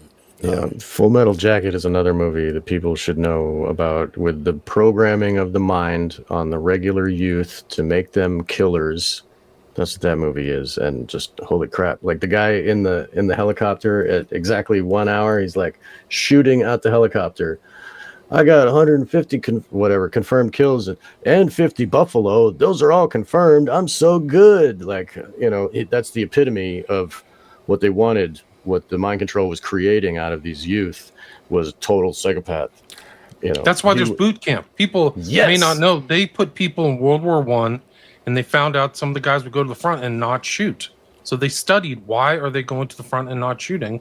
And they weren't primed to kill yet. So that's why there's boot camp, is to totally dehumanize them and turn them into killers. Yes. Right. And it starts with Mickey Mouse, and they all sing the Mickey Mouse Club song, the programming from the TV. And sorry, but anyway, but it's all programming, the whole thing. Well, think about all those shows. This is where, like, if you go back to when you were a little kid, right? Whatever, like little kids, like Barney the dinosaur, the purple dinosaur dude. Yeah. I think I've got an emotional connection with Barney, man. Oh my God. Okay. But no, this is, these are impacts and influences. And I'll go ahead and if you don't mind, I'll just read these next two paragraphs. I think it'll exactly tie into what both of you just mentioned. So just continuing, many people are also familiar with another common example of a dissociated state. You are deep in thought, oblivious to everything around you, possibly working on the solution to one of the world's great mysteries, when suddenly your silent meditation is interrupted, perhaps by an unexpected noise or by someone calling your name or tapping your shoulder. As you snap out of it, you suddenly realize, much to your dismay, that you cannot remember what it was that you were so deep in thought about just moments before. It kind of reminds me of being married. No, I'm just kidding. If you ever had a similar experience, or if you are familiar with the dreamlike state that some people attain just before falling asleep or while engrossed in a book or television program, then you have experienced being in a dissociative state of consciousness. Well, the ability to dissociate is likely universal or nearly so. Some people are clearly more susceptible to dissociative states than are others. There's little question that someone's innate ability to dissociate can be greatly enhanced, although not necessarily by ethical means. The most severe of the dissociative disorders, MPD, DID, is in almost all cases created by psychological trauma so severe that the traumatic episode or episodes cannot be integrated into the experience of the core personality. By far the most common cause of MPD is early childhood trauma, usually but not always resulting from the horrific abuse by a parent or other adult guardian. Dr. Frank Putnam noted in 1989 that he was struck by the quality of extreme sadism that is reported by most MPD victims. Many multiples have told me of being sexually abused by groups of people, of being forced into prostitution by family members, or being offered as sexual enticement to their mother's boyfriends. After one has worked with a number of MPD patients, it becomes obvious that severe, sustained, and repetitive child abuse is a major element in the creation of MPD. End quote. Dr. Deidre Barrett, writing in 2001 for Psychology Today, offered a similar observation. Quote, dissociators have the following traits in common. Many subjects reported a history of child abuse. Although some remembered this directly, some had been told by others that they had been battered. Other dissociators who had not been abused had suffered childhood trauma, such as prolonged, painful medical conditions, and before the age of 10 experienced the death of their parents. So, like that whole thing, sex before 8 or it's too late, the pedos talk about, that's because before you're 7, you're in the hypnagogic trance and you're like programmable, and that's they're programming your subconscious up to then. And so the experiencers of that child abuse, like if you read Kathy O'Brien, her dad was found by the government sending video, or I don't know, film, I guess, of him like raping his daughter and selling it, the porno, and he was shipping it through the mail. And the government found him and said, okay, you can either go to jail or you can work for us. And so obviously he took the latter. And so then now she becomes government property, basically. And that happened with my friend Carrie Olahe. She, her dad was a total psychopath who was into very gross, disgusting pornography. And he was promoted basically by his military higher ups. And by giving his child, it's allowing for the promotion, So this is another way that they find dissociative youths, is by it's a big trap. The government just takes all the pedos. Look at Denny Hastert was abusing kid. He was like for decades, like Yeah. half a century. They found him at a school, and he was like abusing. He was the gym teacher, the wrestling coach, right? Wrestling, so he was like rolling around with dudes. God, Let's so make you Speaker of the House, Wonder Bush. Great. Yeah, right. We got You'll a do job whatever for you. say. Yeah, I got Right. a great job. You get paid. Just like you at the end of money under the table, some boys too. Right. Like you're Right. golden. And then now once he is totally blackmailed, then they can tell him anything, and he says, "Okay, boss," and that's the government, But really, that the way that the first handler is the parent that rapes, and then when they goes back to Manchurian Candidate, right? Yes, The handler of Raymond is the rapist of Raymond. Yes. And it's kind of intimated that she's raping. I mean, she rapes him in the book, but that it's carrying on the intergenerational thing. Daddy, Yes. now she's the daddy. And she remembers her grandfather. Right. She does in some of those in the Manchurian Candidate book, right? She so flashes, she was abused too, right? but it's very vague, like it kind of blends in, but it's there, right? She has his memories. Oh no, it's overt in the book. Okay, Like, well, that's what I mean. In the book in is the overt, attic, right? In the attic, yeah, the attic, and that's like the right, and the carousel's mentioned in the book, all this stuff, right? Yeah. And so the first abuser handler is given instructions by the higher up, like Julius William Gates would tell Frank Olahe how to program his daughter and what to use for the symbolism. Like he would have all these unicorns in the house and stuff, all that stuff. Program the whole way, symbolism, baby, yes, all the symbology, and then she would be told, "Oh, you're a Habsburg unicorn, and you have and she would be programmed with this cult loyal personalities inside, but then some of those cult loyal personalities are an exact replica of the abuser. So she has the abuser in her head, and that abuser is her dad. And so when she goes to the first time that she was at the trying to understand why she's having fugue states and can't remember, and then what bubbles out first is the incest. And a lot of times they go that far and they're like, "Oh, we found it," but if you dig further, Carrie continued to dig, and she found that she was programmed to be a wolf, she, not even human. There's way deeper shit, but the incest is oh, that's enough, that'll cause it. And then all the psychological doctors are like, "Okay, let's work with the incest, and this is why, and okay, that explains everything." And that there occults the further deeper crap. So some of the victims, they get to that incest and they stop, and that's, "Oh yeah, the programmer was my dad," and "Oh yeah," and then all the other stuff is gone. So when I was in college, I've told this story before, but I was in college. I met a girl. I'm not going to say her name, but it's basically mountain. She was from the Children of God, and they had a house in East Bay and in Oakland, and all the Children of God were there. And I was in, it's kind of granola in Northern California, a lot of health food stores and stuff like that. But she was friends with a friend, and we were. I was at that house. It was weird. But then, I would hang out with her, and she would literally forget stuff and amnesic things.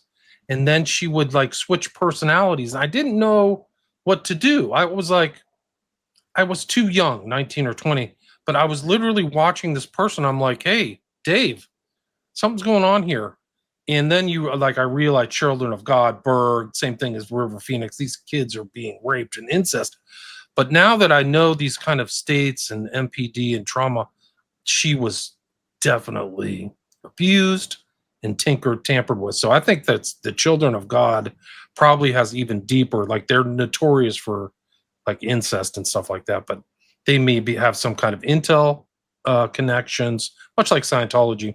And they integrated some of this stuff in there where they're literally fracturing little kids' brains, giving, she was dissociating in front of my face. I was I didn't know these terms.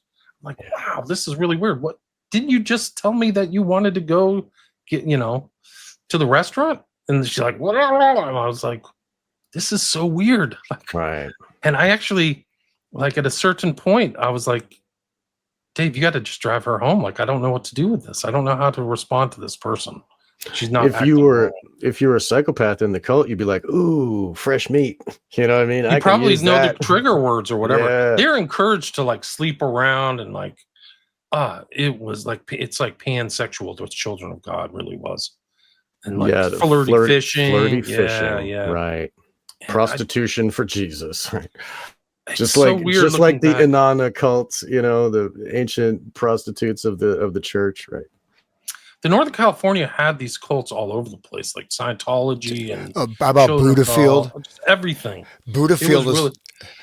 Buddhafield is one of my favorites because that guy, he was I think he was, I don't know, from Puerto Rico, but very handsome. He had been a professional dancer, like, you know, ballet dancer, you know, super fit guy, but he created this group cult. It had very, you know, lots and lots of money. You know, they built all these centers, and he would just be there. He'd just wear a Speedo. He's given his. Was that the guy who ended up in Austin? Yeah, and then that's where the comedy mothership is now. It was in one of his places. Like they took over an old cult place. I mean, they did stuff like it was the Speedo dude. He liked dudes though. He was gay, right? No, but he would do this stuff. He was so like he was like. But I mean, they built this whole theater because he wrote. There's an opera, right? Because, you know, he knew classical music. You know, he had been a professional dancer, he'd been an actor. I mean, he wasn't going to make it, you know, necessarily, but it was, you know, whatever. But they built the whole theater. They did this opera. It took like 5 years, and then they did the opera, and that was it. Done. Okay, that's it. Never performed again. We just move on. But yeah, he would just rock. He would be there giving initiations and just on this throne and just rocking the Speedo, man. And it's just like, I mean, I don't know. It's just funny. That's how they get you. That's a red flag. But no, I mean, people, though, there's other elements going. He's still going. He's in Hawaii. He's got a whole new group. And there's all kinds of allegations and this and that. I mean, it got pretty messed up, you know, dark. Anyways. Jamie Gomez, was that his name? I believe so. Yeah. Yeah. So this is it. He was a hypnotist too. Duh. Oh yeah, he would. Oh yeah, I forgot to say. You get called. They had this auditorium thing, right? And you get called before him. Sometimes there'd be other people there. Sometimes it would just be you. And these would be these hypnotic conditioning sessions. Wow. And he would give group and individual. They were called like check in to God or check into whatever. But they're all like beautiful people, hot, you know, wealthy, you know, elite kids, you know, and they would just, but it's pretty wild, man. He had hypnotic sessions. I mean, he would have just some really almost like Manchurian Candidate type of shit, you know? Wow. Rogan, it's about this new dude's name, Jamie Gomez. He was a gay porn star and a hypnotist, and he started a club. He was teaching people yoga and got a bunch of young disciples. They believe he was a guru and he was God energy. Wow. Yes. No, he started it was a very big thing with massive legal repercussions. It wasn't just some, you know. And he was opening their third eye with the whole thing of the Ace of Swords that we were talking about, the Crowley card. Like, I'm sure he was opening their third eye by buggering them and like, you know, dominating them and satanizing them with satanification. Like the whole thing, like some of those kids and the ritual stuff, they think that demons are entering them through the semen of the rapist. So like, there's some really gross shit. Sorry guys, I'm really a Debbie Downer today. It's all good. Let's go. Let me see if I can find this. This is fun. Let me bring that back up. Stop. I'm gonna see if I can find the video where he talks about the gay dude, Jamie Gomez. I'm very glad that we are allowed to take so much time, William. Instead of you rushing and trying to get it all, like I like having the open-ended, just letting it go and being able to continue, like just because every paragraph of this is like, holy crap, we got to say something. It's like, you know, thank you. Dude, McGowan, his reputation is only going to increase over time. So it's just like, he got it.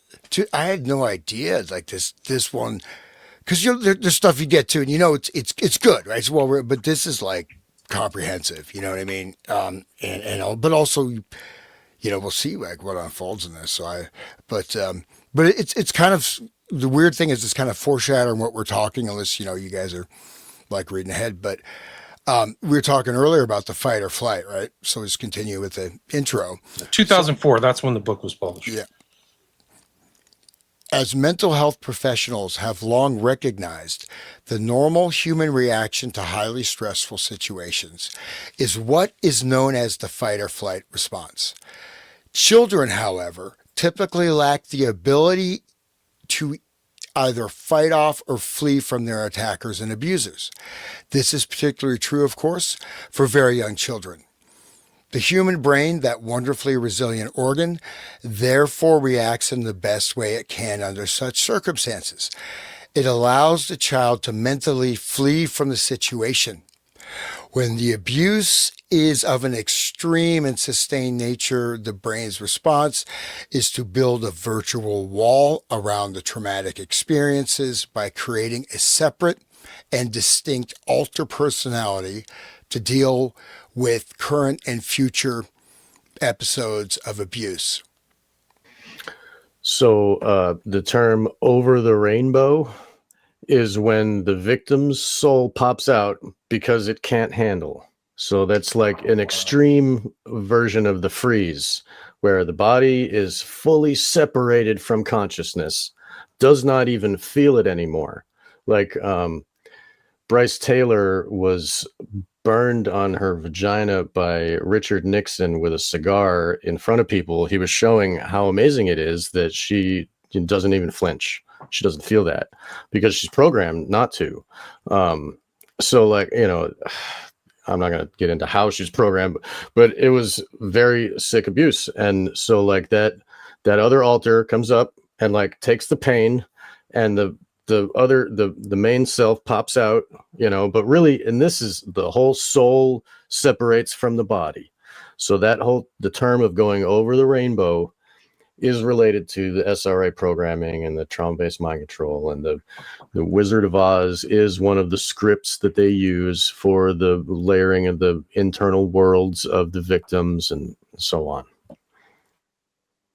That's what Chapman had when he would do his own little altar. He would have Catcher in the Rye and a picture of the Wizard of Oz. Like, it's just so crazy.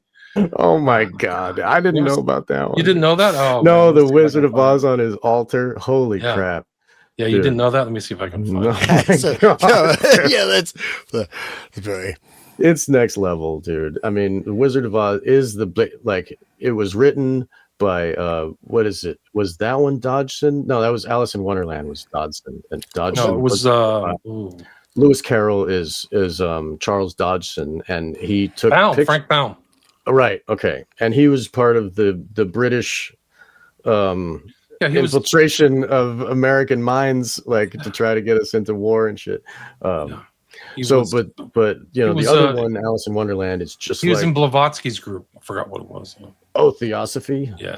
Oh man, that figures. But okay, so like, well, I'll just step out here. I'll just leave it there.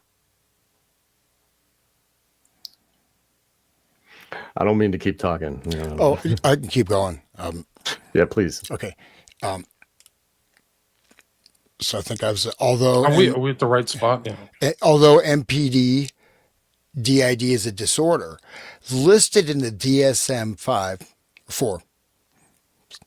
So just edit that, man. I said the wrong Roman numeral.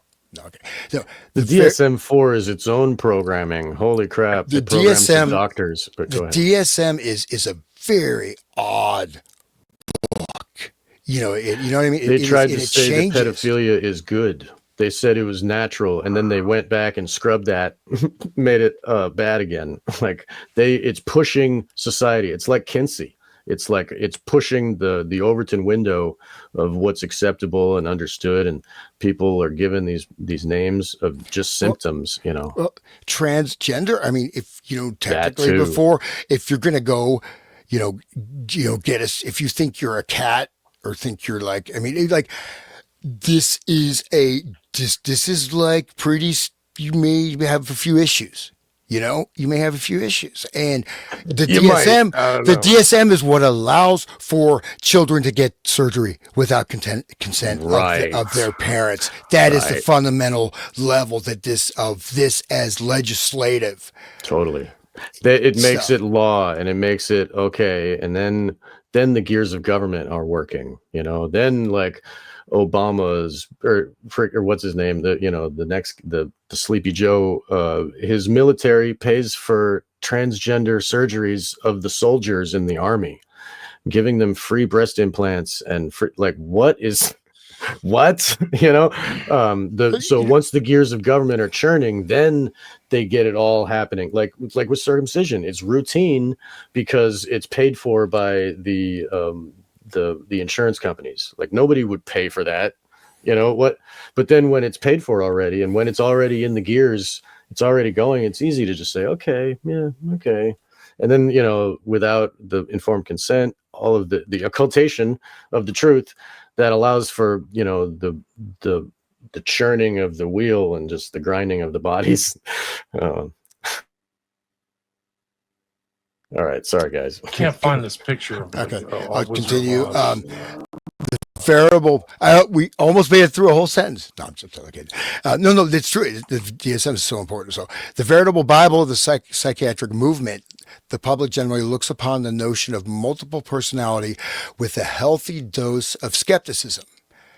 A skepticism encouraged by a news and entertainment media apparatus that generally mocks and ridicules the condition, and by a not insignificant number of psychologists and psychiatrists who deny the existence of MPDDID. Strangely enough, many of those most visible and vocal members of the denial crowd tend to be psychologists and psychiatrists who have received funding from the CIA. Interesting, Matt. So that's, just like the false memory syndrome thing that I mentioned earlier, that whole, like, trust the science, it's more 9 out of 10 doctors agree, oh, okay. The thing is that a lot of the stuff, the false memory, well, you find out that there was physical evidence. Even with that the McMartin school thing, right? There was physical evidence. I mean, there were underground tunnels, right, with the shrines. Mickey Mouse bag under the ground, and they're acting. Right. And this is touted out as the biggest fraud, right? This is touted out as the epitome of the satanic panic, right? This is the big and there are all these movies coming out of fictional accounts, sometimes directly on Netflix. Yeah, one of the cover up was Oliver Stone wrote one. Yeah. Was in. It's like what's he doing directing this movie? It's like these fanatical. Good question, William. What's he doing? That's a good question, because he did the JFK one too, and then we keep, what? Kind of an interesting hang up, like JFK. Interesting. Doesn't talk about the military too much. Right. Look, and are there things where there really isn't that much evidence? Like, people create a big thing about nothing. Yeah. Right? Not in the McMartin case, man. You know what I mean? There were 2 trials. The first trial, I think there were convictions, if I remember. I have to go back and look through it again. And then when you dig into that and really understand the guy that's at the podium talking about the truth of McMartin, Ted Gunderson. Ted Gunderson, turns out you learn that he was on the phone with Michael Aquino every day. What? I wonder, is that so that, because I go on the fence. I got a lot of some of his documentation, but I've heard like some people that very directly say this guy is really dirt. You know what I mean? Like he has did this, right. and stuff. And then there's a counter argument to all that. Right. Right. So I don't, but that, is that? But what is Aquino was doing? Aquino was doing mind control for the military, in Vietnam, like just like the same stuff that's being talked about here. These, he would write the memos for the government, like, this is how you do it, and they had programs orchestrated by him that were, the sound of ghosts on the battlefield to like scare the enemy and shit, like to create fear and that type of shit. So the Temple of Set is just a don't look here. It's like a blocks everybody from looking past into his government stuff, because if he's just if he acts like LaVey and he's just a crank on Oprah with his silly eyebrows, nobody's going to take him seriously. And and then people accuse him of the Presidio stuff. Oh yeah, well that's just because I was on Oprah and I've got a face, and they false memories, guys. And so like it creates the loop of that's not true, maybe question, I don't know. And meanwhile he's like collecting Nazi memorabilia and doing like dark ritual and Webelsberg Castle or whatever. Yeah, like I mean, the one thing I just want to say though, I mean, there have been instances of things that were maybe overblown, that did this, but the McMartin thing, just seeing how that has become, again, the epitome, the touchstone of this is example of what can happen to you. You can become like one of these people, creating and destroying lives and creating this panic over nothing, and then programming. And now we have it in the DSM that none of it happened because it says it's a false memory. So trust the science. Trust the science. But I mean, but that things like there was a freaking satanic temple underneath the goddamn school. Yeah, like, dude. You can't. There was not. It's not something like they didn't just come in there with a like a Hollywood set company and let's build a quick. We got to build these tunnels, man. We got one day. It's got to look good. Remember put some chickens. Remember what they did with the new thing with the P gate. I don't know if we're on YouTube right now. I'm on YouTube, I guess. I don't want to, but the PIZZA gate thing, everybody says it's debunked. What? Right. What are you talking about? Debunked? What? Like it's actually worse now that they know who all those people are. Like Kamala Harris's sister's there, and all these other like horrible people. Like they covered that up. But it's interesting you guys bring up all the McMartin, because once we get through this whole introduction, there's Eberly. He brings up Eberly, false memories. Was it FMSF or whatever it was? So he's on point, man. He knew that McMartin was real. Like that's the whole thing about how consistent McGowan is, because he doesn't fall for a lot of this claptrap, this propaganda stuff. Like he's like, people are creepy, dude. Like he knew it. Like he was so solid. He digs up the documents. Yeah. So look at the finders, dude. The finders just disappeared, right? I mean, this shit. Right. What happened? Debunked, whatever. Yeah. No, they're still out there. They're still Friends of Animal Society. But I mean, the finders. That was like they were taking apart goats. The children were having. It was a huge network too. A lot of sophisticated people were in the trauma of the children. It's like, how do you traumatize them? Oh, the bloody goat, like oh man. So it's so dark, man. So just anyway, this is the picture of Chapman. He bought like a postcard with the wizard, and then may I say about that picture? Just sure. So like the idea of the little girl and these other characters, those are the altars. Okay, the courage comes out when she needs courage. The brain comes out when she needs a brain, and the Toto is her shadow self. That's like her subconscious, and like anyway, so like when she is in need, when she's on this adventure and she like needs courage, like the other self can pop up, like, and kids that are familiar with their other selves and the other selves can communicate inside. There was a movie with I forget what it was, but there was like a motel with all these different rooms, and this murderer was killing everybody in the rooms, and it turns out those were all the other personalities, and the murderer self killed off all the other personalities inside this dude's head. That's what it was about.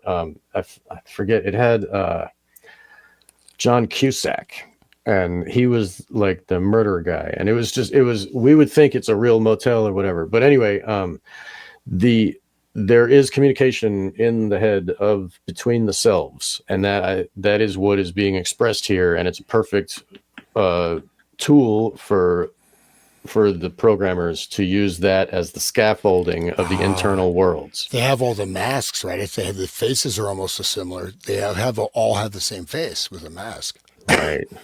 That's just pretty trippy. Wow. Yeah. Ooh.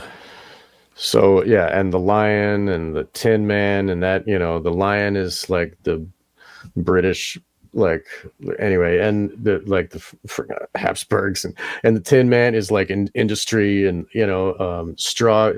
It can go pretty deep with the other metaphors and the other allegory, but the idea of a little girl who needs these other selves to keep her protected on her journey, that's what's going on there. Levi says, thank you, William, Hans, and Sean, for an informative presentation. Thank you. It's my pleasure. Where are we? Did we get past the CIA, or did you get to the Melbourne? No, we made it to just right. There's one more paragraph on that page. We should call Guinness Book, I think. This is like, it takes just as many times to get through this. It'll take about just as much time it took Kubrick to film Eyes Wide Shut. I think we might get to it by the end of next year. Well, There's a lot to talk about. I mean, the thing is, this is great. I love it. Build it Thank all you. down, man. So this is what's interesting is that I think you just summarize the next paragraph and let's read it. But so this is a study in Sydney, Australia, and basically they wanted to see if it's real or not, and they had actors, acting like they're suffering, multiple personalities, and people that actually had that, there were distinct changes in the brain that shows they weren't acting. So, and then, so we can. There's the next page. So it does all of this. We're at the 1 hour 50-minute mark, guys. So Yeah. I know, So please, William, tell us where we can find your work and your books. Yeah, you can go to William Ramsey Investigates, my podcast. I've got 5 books on Amazon. Actually, I have 6 books. I have a smaller book that I wrote called Aleister Crowley, A Visual Study, for $5 if you want to see a bunch of pictures of Aleister Crowley. And then I've got 5 documentaries on my Patreon. So you can check out my Patreon. I post a lot of stuff there, so you don't have to watch the stuff with ads or anything on my Patreon. And that's about it.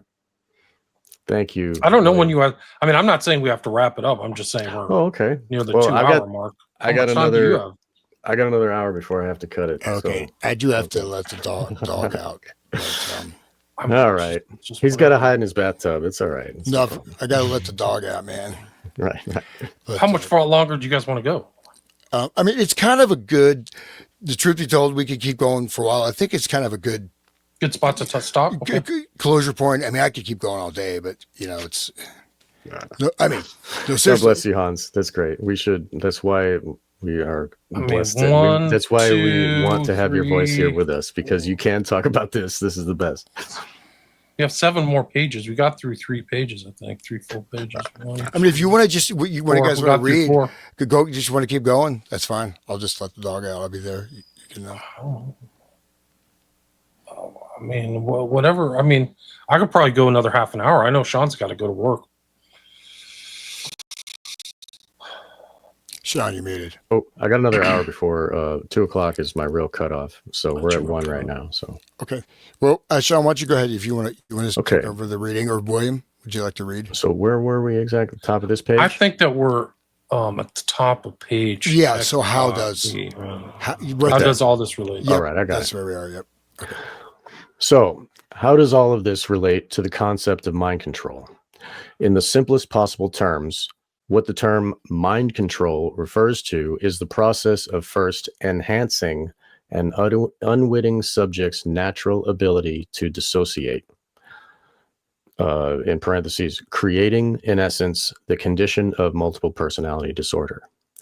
And then controlling that subject's dissociative states by creating one or more alter personalities that are effectively under the control of others, and that are unknown to the core personality. So that's the basis of SRA right there. And he says it so well in just a couple sentences. Do you have anything to say? Right, unknown. It's just unknown. Okay. Yeah. Goes back to this whole thing. I mean, Manchurian Candidate's a theme. That's what that statement by Dr. Yen Lois. Like, it's a perfect weapon. It doesn't even know. He's going to be amnesia. Right. They don't even know that they are smoking cow dung. Right. So, okay. But can this really be done?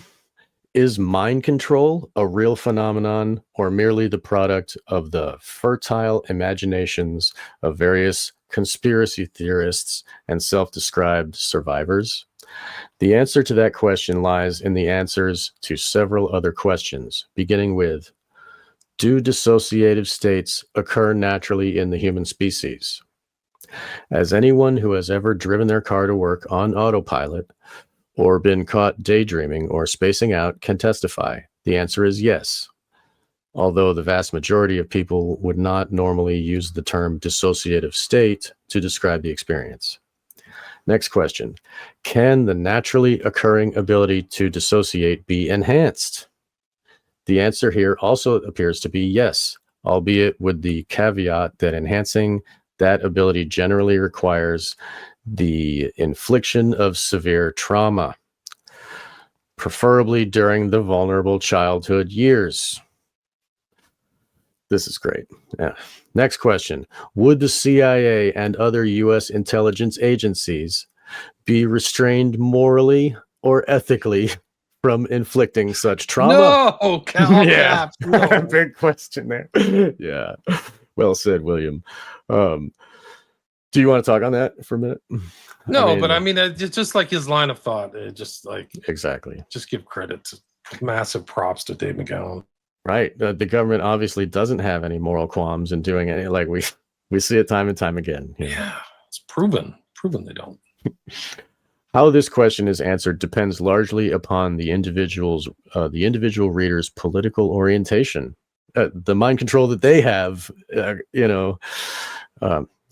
and level of awareness of national and world events.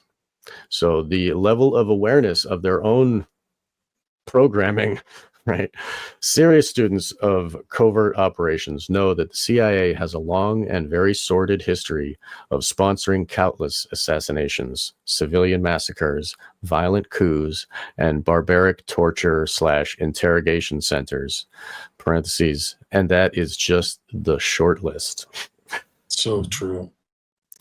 This bloody and very well documented, see William Bloom's Killing Hope, Common Courage Press, 1995, for a detailed look at some of what the intelligence community really does with your tax dollars.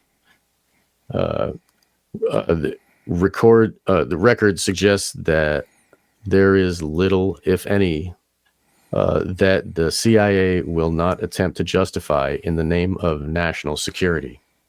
Documents released through FOIA requests have revealed that, at the very least, the agency has not shied away from funding and sponsoring studies in which very young children have been dosed with LSD continuously for several weeks.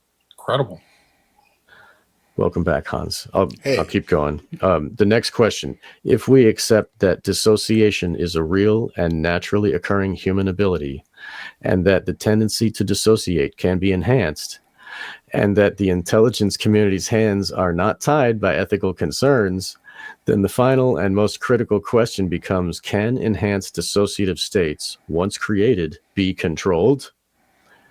George Estabrooks was clearly convinced that was indeed the case. He claimed that, okay, do you want to talk, William? No, I just like that. That's so important. Can enhanced dissociative states once created be controlled? Yes. I mean, the answer is yes. Man, it's so, okay. So George Estabrooks, again, this name that we're going to get into in the further episodes, he claimed that once a person's core personality had been split, it was then possible to control one or more of the alter personalities without the conscious awareness of the primary personality.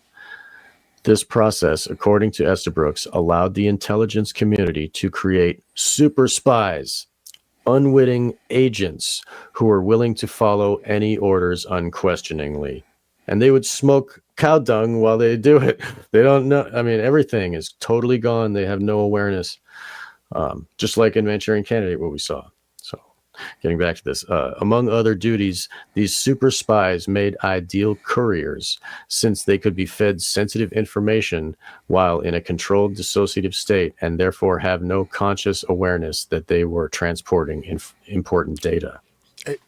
So, you know, Kay Griggs, you guys familiar with her Oh, stuff? whoa, yeah. The hours and hours and hours, right? There's the whole thing. She's great. Holy crap. She's on YouTube. Everybody look up Kay Griggs. Yeah. Okay. So she actually, it was interesting. I see what happened to her. She actually just retired from, you know, doing stuff in public, just hanging out with her family. But Kay Griggs, I mean, her husband, right, is part of this whole inner world of that Naval intelligence. high level intelligence with parties, you know, gay stuff, with all kinds of things going on, and even this kind of, you know, the split personality or whatever Right. you want to call it. But He would get drunk and spill all the stuff. Go ahead. Sorry. no, yeah, go ahead. Yeah, that's all. Okay. Well, yeah, he would get drunk. You were saying earlier about the drinking alcohol is almost a different personality, you know, and they are encouraged to drink alcohol. And at those parties that Kay would talk about, it was like way lots of alcohol. And that's the only way that he could like really live his life is totally drunk the whole time. And that it suppresses his mind from realizing, you know, it's another way of occulting, you know, anyway. So even under torture, the super spy would reveal nothing. For as far as he or she was aware, there was nothing to reveal. Someone at the receiving end who was familiar with the super spy's programming, however, could readily extract the information, after which the super spy would remain blissfully unaware that a mission had been successfully completed. And just like the Manchurian Candidate, he was, he's playing solitaire, and the guy tells him to go jump in the lake, and he didn't know that he did that. I mean, his friend pulls him out of the lake. He says, "What are you doing?" He says, "I don't know." So, okay. And there were some hypnotic couriers, you know, even during World War One. So, I mean, this is something that there was some knowledge, and I think also if you look at magic, right, quote unquote, what would be typified as magic, say in the Renaissance, you know, people would do types of rituals, right? They, depending on their strata of society, but still, you know, in a certain way, Queen Elizabeth, I mean, John Dee was performing magic rituals for her, you know, and Right. So, but what I'm trying to say is that within this, are there particular fragrances? Are there particular light, sound, color combinations? Are there whatever energies, whatever you want to say, that some of this stuff can be shift? You know what I mean? There's stuff Right. Triggered. that was around the Hashishans, man. This is full, you know. I mean, you know, this was a pretty advanced technology in the 13th century or whatever, right? With no technology. So I just wanted to throw it out Right. there, especially the courier stuff, though. But one last thing about that is it's pretty light. It's one thing to carry information that you just remember this information, you repeat it, and then it's silenced. It's another thing to train someone to be like an assassin. You know what I mean? There's much more complex.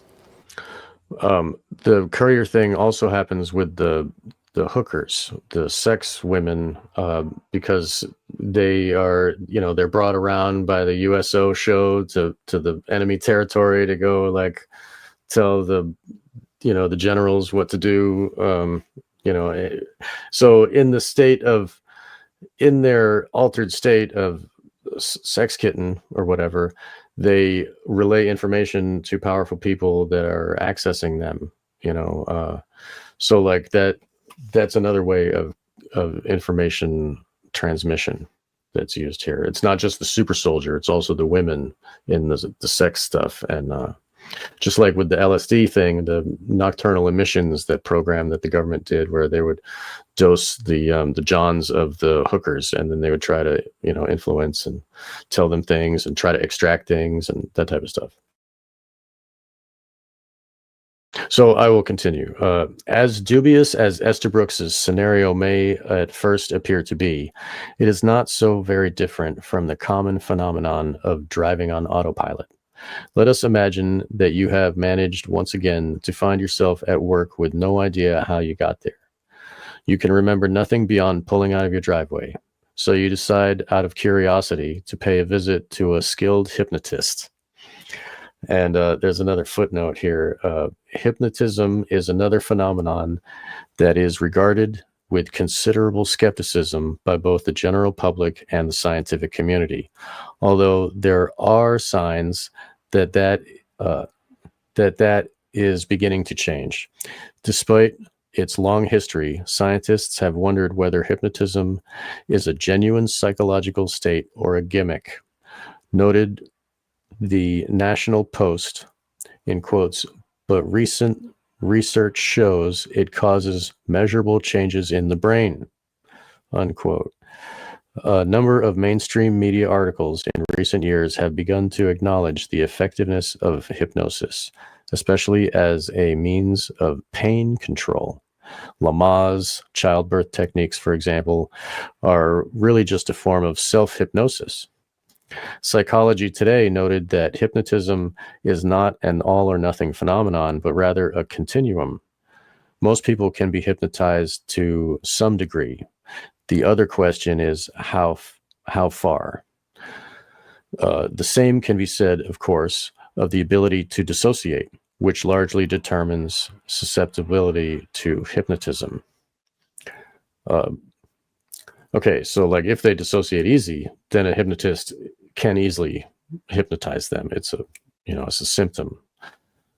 And I want to say that it's I think important to bear in mind that our society, in a sense, has become hypnagogic, right? It has. We are surrounded by images, media, flashing here, there. You know what I mean? Social media. You can scroll, you go here, there.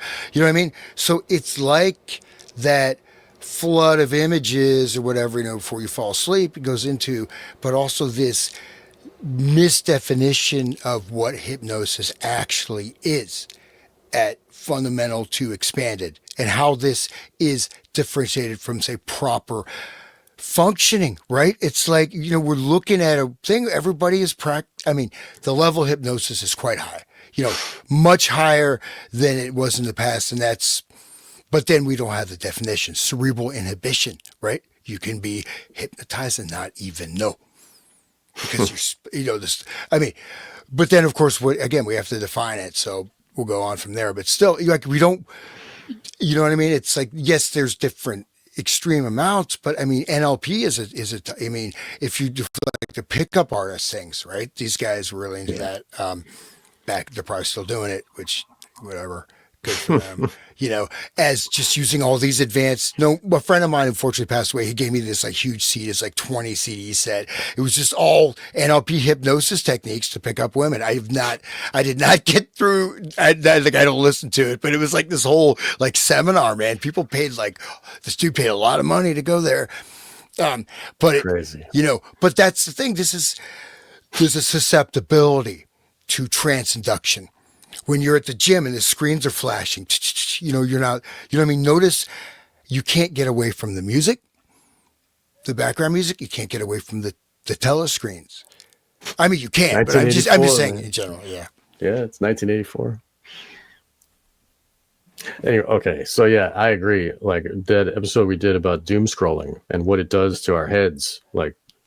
You have a lot to say about that, Hans. That's great.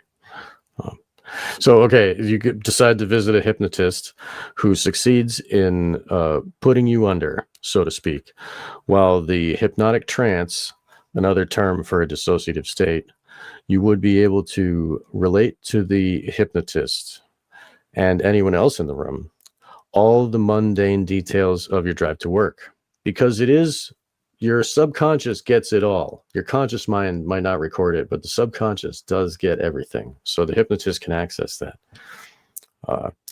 Once brought back to a normal state of consciousness, however, you would still have no conscious memory of your drive to work unless instructed otherwise by the hypnotist. Unless the hypnotist gave your conscious mind, your front personality, the information, because it's severed from the dissociated other self. So William, could you do the page next? You would have served in essence as a super spy. All that is missing from the equation is the element of control.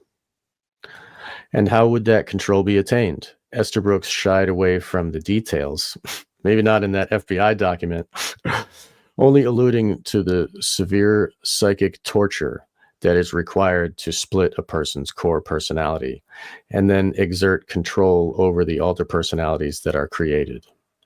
The trauma is often referred to euphemistically as a form of hypnotism.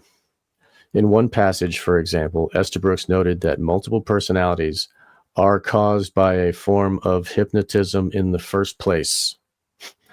We will see that emotional shock produces exactly the same results as hypnotism. Wow. So later he came to later he came a little closer to the truth. Multiple personality can be both caused and cured by hypnotism. Remember that war is a grim business. Suppose we deliberately set up the condition of multiple personality to further the ends of military intelligence. Still later, he came even closer. Everyone can be thrown into the deepest state of hypnotism by the use of what I termed the Russian method. The Russian method, not the Manchurian. Right? So no holds barred, deliberate disintegration of the personality by psychic torture. The subject might easily be left a mental wreck, but war is a grim business. The war itself is the trauma, and, they talk about in Full Metal Jacket, the 1,000-yard stare. Like the people, they change, their eyes change. Like after Joker kills that woman with his revolver, his face changes and they're like, oh, you could get the Congressional Medal of Ugly. They're like making fun of him because he's different now. Now he's sealed into the hell, before he shoots, there's like an upside down pentagram on the flag behind him. It's like, they successfully turned him into a murderer. His compassion did it, but but it changes you. And it's, that is it's another self, and that the shell shock that the term from World War I, and they started like talking about it, and it got turned into euphemistically, it kept euphemistically changing, like what George Carlin said, the adding more syllables to the, now it's post-traumatic stress disorder, and like that, it pulls you away from the power of the word of shell shock. It tells you what in the word itself, but then the in a sense the neurolinguistic programming of giving it all those more syllables and hyphens and doctorizing it and putting in the DSM, it like turns it into just a number, and it's not really a person getting changed. Turning it into a movement where it becomes a normal way to talk about things.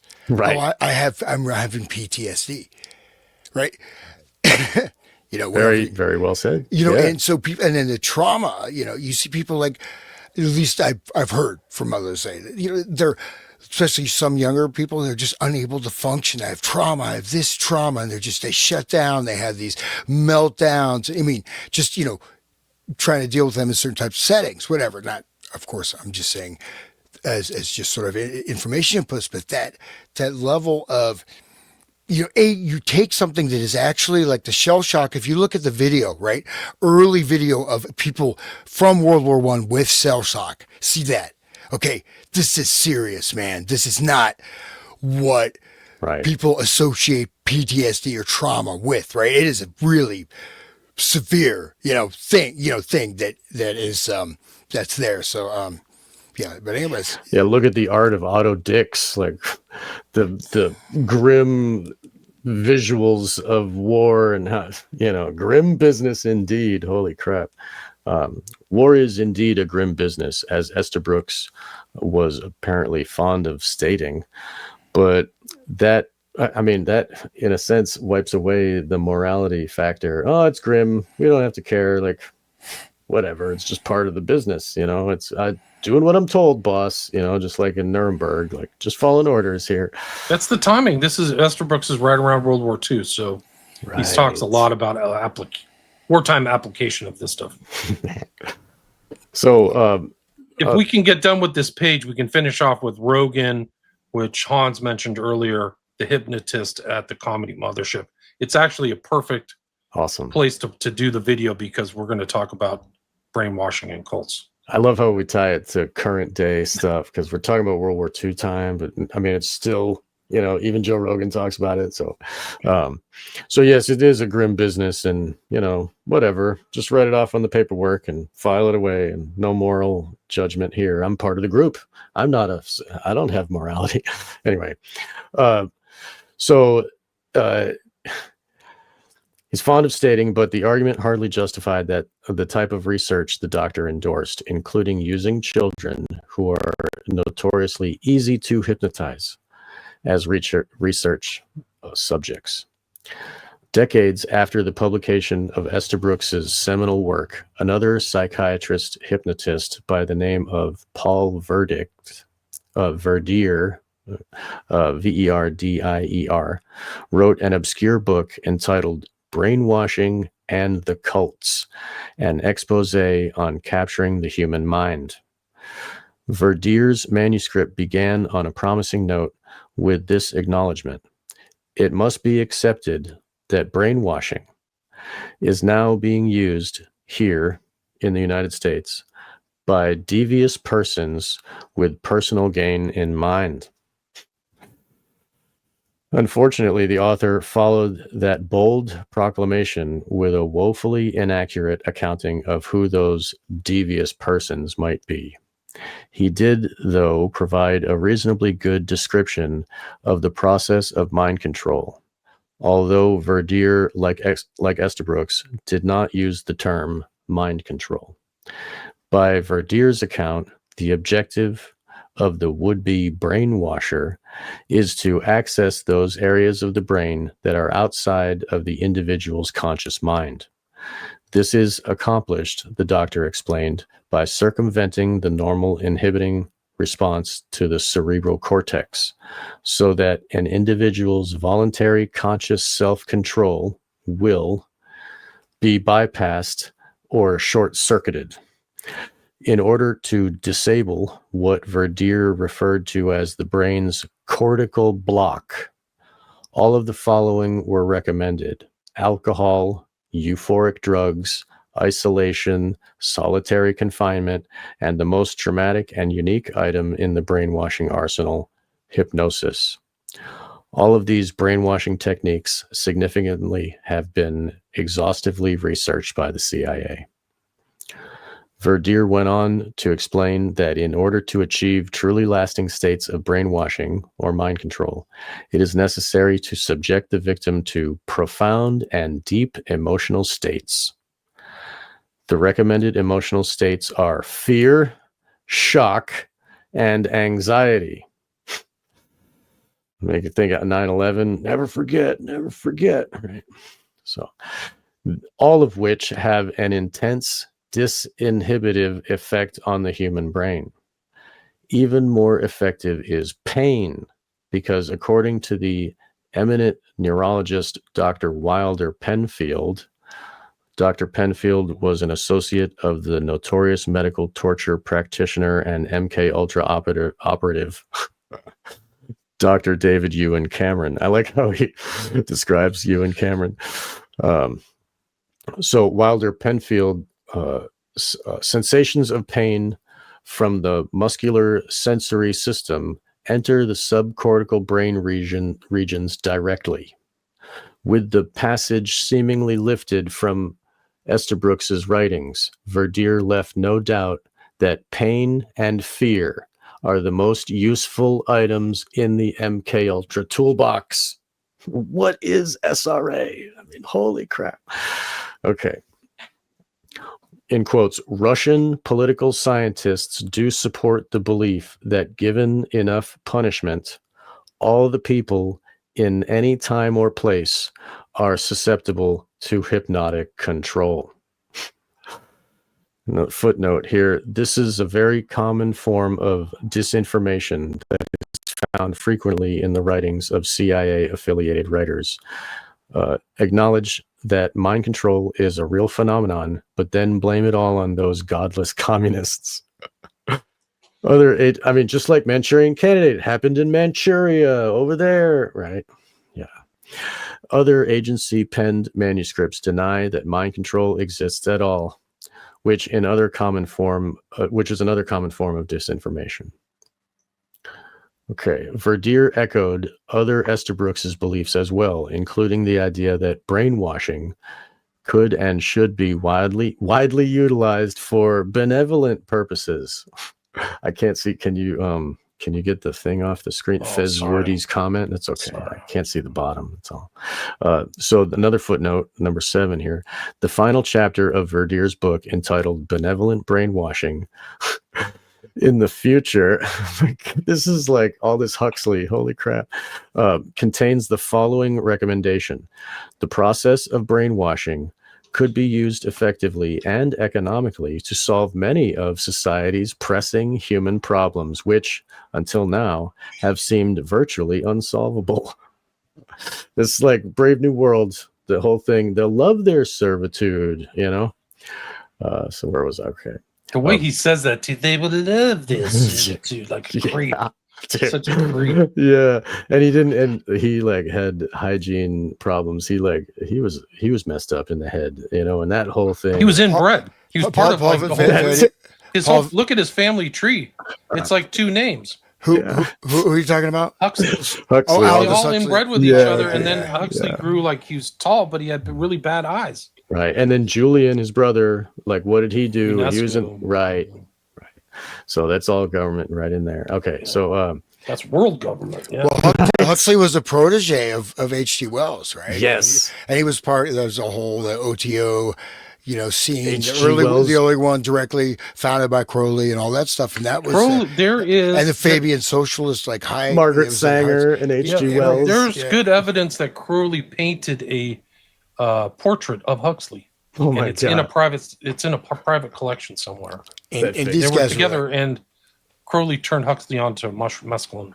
And they're also that kind of picture of Dorian Gray, lifestyle with, what I mean, like lots of some kinky stuff going on with Huxley and those guys. But he was introduced, though, that the psychedelic stuff were brought even when he was still in England, right? He was seen as this great spokesperson for this. In fact, that was his job. Right. And he set up these original networks of these like temples in like Southern California. They were a temple that was like the Eritrean Order of the Divine something or other, kind of a weird name. But and then these also were connected, of course, with Esalen Institute and all this stuff, right? As the other side of taking that light box, right? This was counterculture. Put this on and just trip out. It's really cool. Yeah, and Grateful Dead, that whole thing, and Stanford Research, and it's pretty incredible because he's kind of ties into JFK in an oblique way, because he and JFK died on the same day. Oh, and he was taking acid too. Huxley, his wife was dosing him with acid as he was on the way out. Good for him, though. It must have been fun. And of course, The Devils of London, right? Which is that really crazy book. Loudon. It's the movie. The movie by Ken Russell, man. That movie was bad. Yeah. That is an intense They film. are taking Grandier, over. I actually read into my history things, the whole story behind the Devils of London. Like it was like something out of a CIA experiment. It was mass hysteria. Grandier, the word means to be ridden by I forget, a horse exactly. or something. Yeah, so Grandier is like Urban Grandier was his name. It's weird. And it goes to might be fake. What the demon possession of the voodoo people say, it's like being ridden like a horse. Wow, they're wild. just it's wild. Yeah, I was going to say this earlier, which is a broader point, but we are surrounded, right? I started out talking about these mass shootings that are happening, with some of which are pretty, of course, it's par for the course, but this creates a state of tension. But this man. fear and pain, like to see the pain of the children dying at this Christian school shot up by whoever, and it hurts. Like for us to see Charlie Kirk get murdered on camera, like it's intentional. Yes. That was planned out. Yes. Like I don't think the JFK shooting, like we got different visuals, but the Charlie Kirk, that's intentional cause of fear. Like really, they had fireworks at the memorial. Like what? No, but it was they knew he was going to be there, so they made sure. Like they could have got him on a driveway or something, right? Or got him going to the hotel. No, they wanted a public execution, right? And that it harms all of us. And that 9/11 was a public execution of all those people, and that trauma is like what they were saying they can use for, in their terms, the dark occults, like they think they're doing 9/11 for benevolent purposes, so they can have their one world order and only kill 3,000 people instead of having a whole war to get this Patriot Act. You know what I mean? They need to traumatize the public sufficiently enough so that they will accept their enslavement, and it's a controlled situation on their own territory that, you know what I mean? Like, it's much cleaner and easier than doing whatever war. Anything can happen. Like once they do that, then they can have their controlled wars with the Iraq and the Afghanistan and all this, the years of endless war, like in 1984, but it started with our consent, and our consent came from the trauma that came, the fear, the state of fear, shock, and anxiety. But hysteria, mass hysteria. So what you have is the ability to create small pockets of mass hysteria, right? Or separated, like you're talking about all the TikTok challenges. That's a mass hysteria. It's separated geographically. Right? Dude, it's just this sentence right here.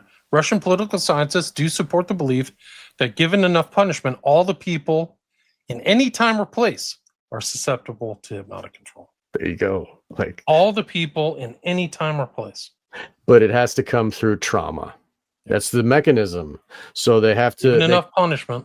Right. But you can voluntarily be hypnotized. That's what's also happening, right? You can watch TV. Lamaze thing, right? It's orange threat level today, and it's red threat level. Oh, Obama, or Obama. Freaking, they're ramping it up right now. There's going to be a terrorist attack. Al Qaeda has infiltrated the U.S. They're going to terror attack you. Right, dude. I don't think never ending. Never forget. Right. Why are we paying $1 trillion for defense? Losers let Al Qaeda into the that boat, though. The boat. Where's the money going? What are you doing, you idiots? You've $1 trillion defense department, and you've got sleeper cells in the United States. Right. What a joke! What a joke. Hold on. Let's finish off this paragraph and then play the video and then wrap it up. We're at the 2-hour mark. Thank you. Yep. Brainwashing can be slow, insidious, and sure when applied to children in early life. It is likely there's a short period of time following corporal punishment when the child is in a state of decortication, hypnosis, so to speak. This is the ideal time to plant the positive instructions for better behavior in the future. What the good doctor considered corporal punishment and positive instructions was left to the reader's imagination. And this is kind of interesting. This is what you had. Think about public school. The building that I bought was owned by a cult. Get out of town. Yeah. I didn't know the extent of it until I was already in the deal, until I'd already signed the contract. My friend Adam called me up. He goes, "Hey, man, you watched the documentary on this cult?" Adam Egett, who's our talent coordinator. I go, "No." He goes, "Oh, it's bad. You should watch it." He goes, "It's fucking crazy. It's called Holy Hell." Yeah. It's about this dude. His name is Jaime Gomez, and he was a gay porn star and a hypnotist. And he started a cult in West Hollywood. He was teaching people yoga, and he got a bunch of young disciples, and they believed that he was a guru, and that he was God energy, and he convinced them. And he ran this game for 10 fucking years. Maybe he was hypnotizing people. He was 100%. That's how he got in trouble. They all started talking because one guy left the cult. And when he left the cult, he sent a mass email saying, "Hey, man, this guy's been hypnotizing me and fucking me for the past 10 years." And then they all started talking about it. And they all started sharing the email, and they all started sharing their stories with him.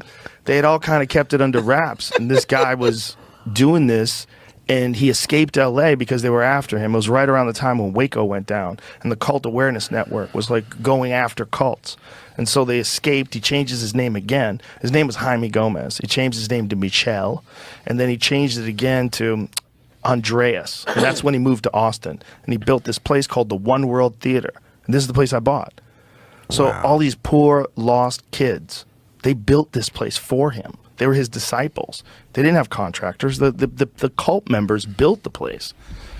Under hypnosis. Well, I don't think that was under hypnosis, but what he would do is he'd give them therapy every week. He'd charge them money, charge them $50 for therapy, and then he'd fuck them. This guy. You should watch the documentary. The documentary is wild. Because, holy hell. Yeah, because like we were talking about cults. Here's the thing. In the beginning, it was working. In the beginning, it looked like fun. Because I think in the beginning, he was young and hot. He's a beautiful man, especially when he was young. And he had this crazy body, six-pack. That's when he's getting older. But when he was young, when he was a gay porn star, he was a beautiful man. And I think he probably got plenty of dick already. He didn't have to fuck his disciples. And he just had these people that were like washing his feet, and he was teaching them yoga and telling them that they're all God energy and everyone's God and I'm God.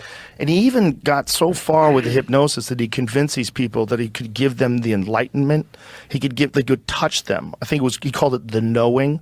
And it would be like this big thing. You had to earn the knowing. But when he gave it to these people, just the power of suggestion, these people were like they were having these like ecstatic psychedelic experiences, like they encountered God, and it lasted for days. And these are people talking about this after they left the cult, after they knew he was a con man, after they knew that he'd just been hypnotizing people and fucking them, and he was just full of shit and getting plastic surgery and all kinds of wild shit. Even though they had gone through all that, they still went back and talked about when he would do that to them early in their life, and that they really did like experience God. They was on shrooms. I don't think they were. I think it's the power of suggestion, because I've seen it at. Have you ever seen a comedy hypnotist? Yes. They can do some wild shit to people. That's a comedy hypnotist in front of an audience. Yeah. If you're a real hypnotist, like this guy was, and did nobody know it, and you're just doing. And you're trained in hypnotherapy. You know how to get people to think. And if you've learned how to get people to think that there's this thing that you have, and you can give it to them, and you hold it over their head for a long fucking time until you actually do give it to them. And when you do give it to them, they believe it wholeheartedly. Yeah, and so they actually experience it. Because your brain can produce all kinds of wild chemicals. Your brain can produce. He gets it. I showed that when I was on Tripoli, or Tinfoil Hat, we did the whole thing with the Latino guy, the Latino actor, and how Charlie Manson would hypnotize them into thinking they were drunk and on heroin, and their brains had already had the experience. So it's almost like he was able to hypnotize them into the state of that. I can show that video too. Actually, I'll bring it up. There's legitimate psychedelic. There's a cult member, I guess, a guy that's on. They had a little small documentary on Vice, and you know how insidious Vice can be. But anyway, this guy, he's like a Christian. He's like 20 something, and he wears fresh caps, and he's got whatever, and he looks kind of like a hippie. And he quit drugs and went to Jesus, and then he has these sessions with all these people where they imagine that they're still doing drugs, but they'll like hold up nothing to their lips and inhale, and then they'll feel high and party, but they're just partying with the Jesus energy, I guess, and we're getting high on God and stuff. And like he's programming them to like, act like you're rolling the joint and act like you're breathing it, and like they feel high. They are induce the trance in themselves. It's really weird. Let's go back here. Psychedelic chemicals, like full-on tripping chemicals. Yeah. So if this guy can convince you that that's happening, your brain probably does dump all those chemicals out because you think it's actually happening. That's crazy. Crazy. So he's kind of telling the truth, which is the most fucked up thing. He's kind of giving you this experience, and it is a real experience. But the whole thing goes off the rails. It goes off the rails. And eventually they actually fly him to Hawaii to get rid of him. Damn. They can't get rid of this guy. And like, why he can't be arrested for the nonsense that he's doing. See, the thing is, if you're going to arrest him, like those people are there because they're willing to be there. They want to be there. They believe in him. 20 people went with him to Hawaii. But when the cult broke up, a bunch of them flew to Hawaii with him. That's control. We started a whole new cult over there. The Texas thing was a complete debacle. And he's old by then. He was raping kids, like man. shit. You know what I mean? He was raping Really young, and he was his like sons this and daughters. guy. Yeah, Was convincing they're everybody. underage. Some of them. Think about Jim Jones and those people. Like they drank the Kool-Aid. If they did drink it, if they weren't mad. But that whole thing is same. But he kept getting. He had all. It wasn't drug related, right? But it was this body and energy. And everyone was really good looking and hot, and you know what I mean, and the whole thing. But you met Charles Manson. Okay, good. So this is Manson hypnotizing Dan. I think his name's Danny Trejo. Trejo. He was in Heat. He always plays like the bad guy or Machete or something. So you met Charles Manson in prison, didn't you? What was that story? Can you tell us that? In the county jail. But let me tell you, Charlie wasn't the guy that you saw on the TV specials. All right. He was he was like 5'4", 5'5", little scrawny. He was poor, kind of like a bum, really. He had a string for a belt. He tied his pants with a string because he couldn't afford a belt, and everybody else, we dressed, cool, ironed our pants. And so some of the prisoners were going to take advantage of him because they take advantage of anybody that's small. And we found out that he could hypnotize you. So we let him sleep in front of our cell to make sure that nobody would hurt him, and he got us loaded on weed, and he's not really explaining himself. He's made this statement in multiple places, but what he's saying is that he hypnotized them to think they were high on weed and heroin. And 3 of the guys in the cell. Everybody else had like 6 guys in their cell. We only had 3 because we were special. I had 2 killers with me,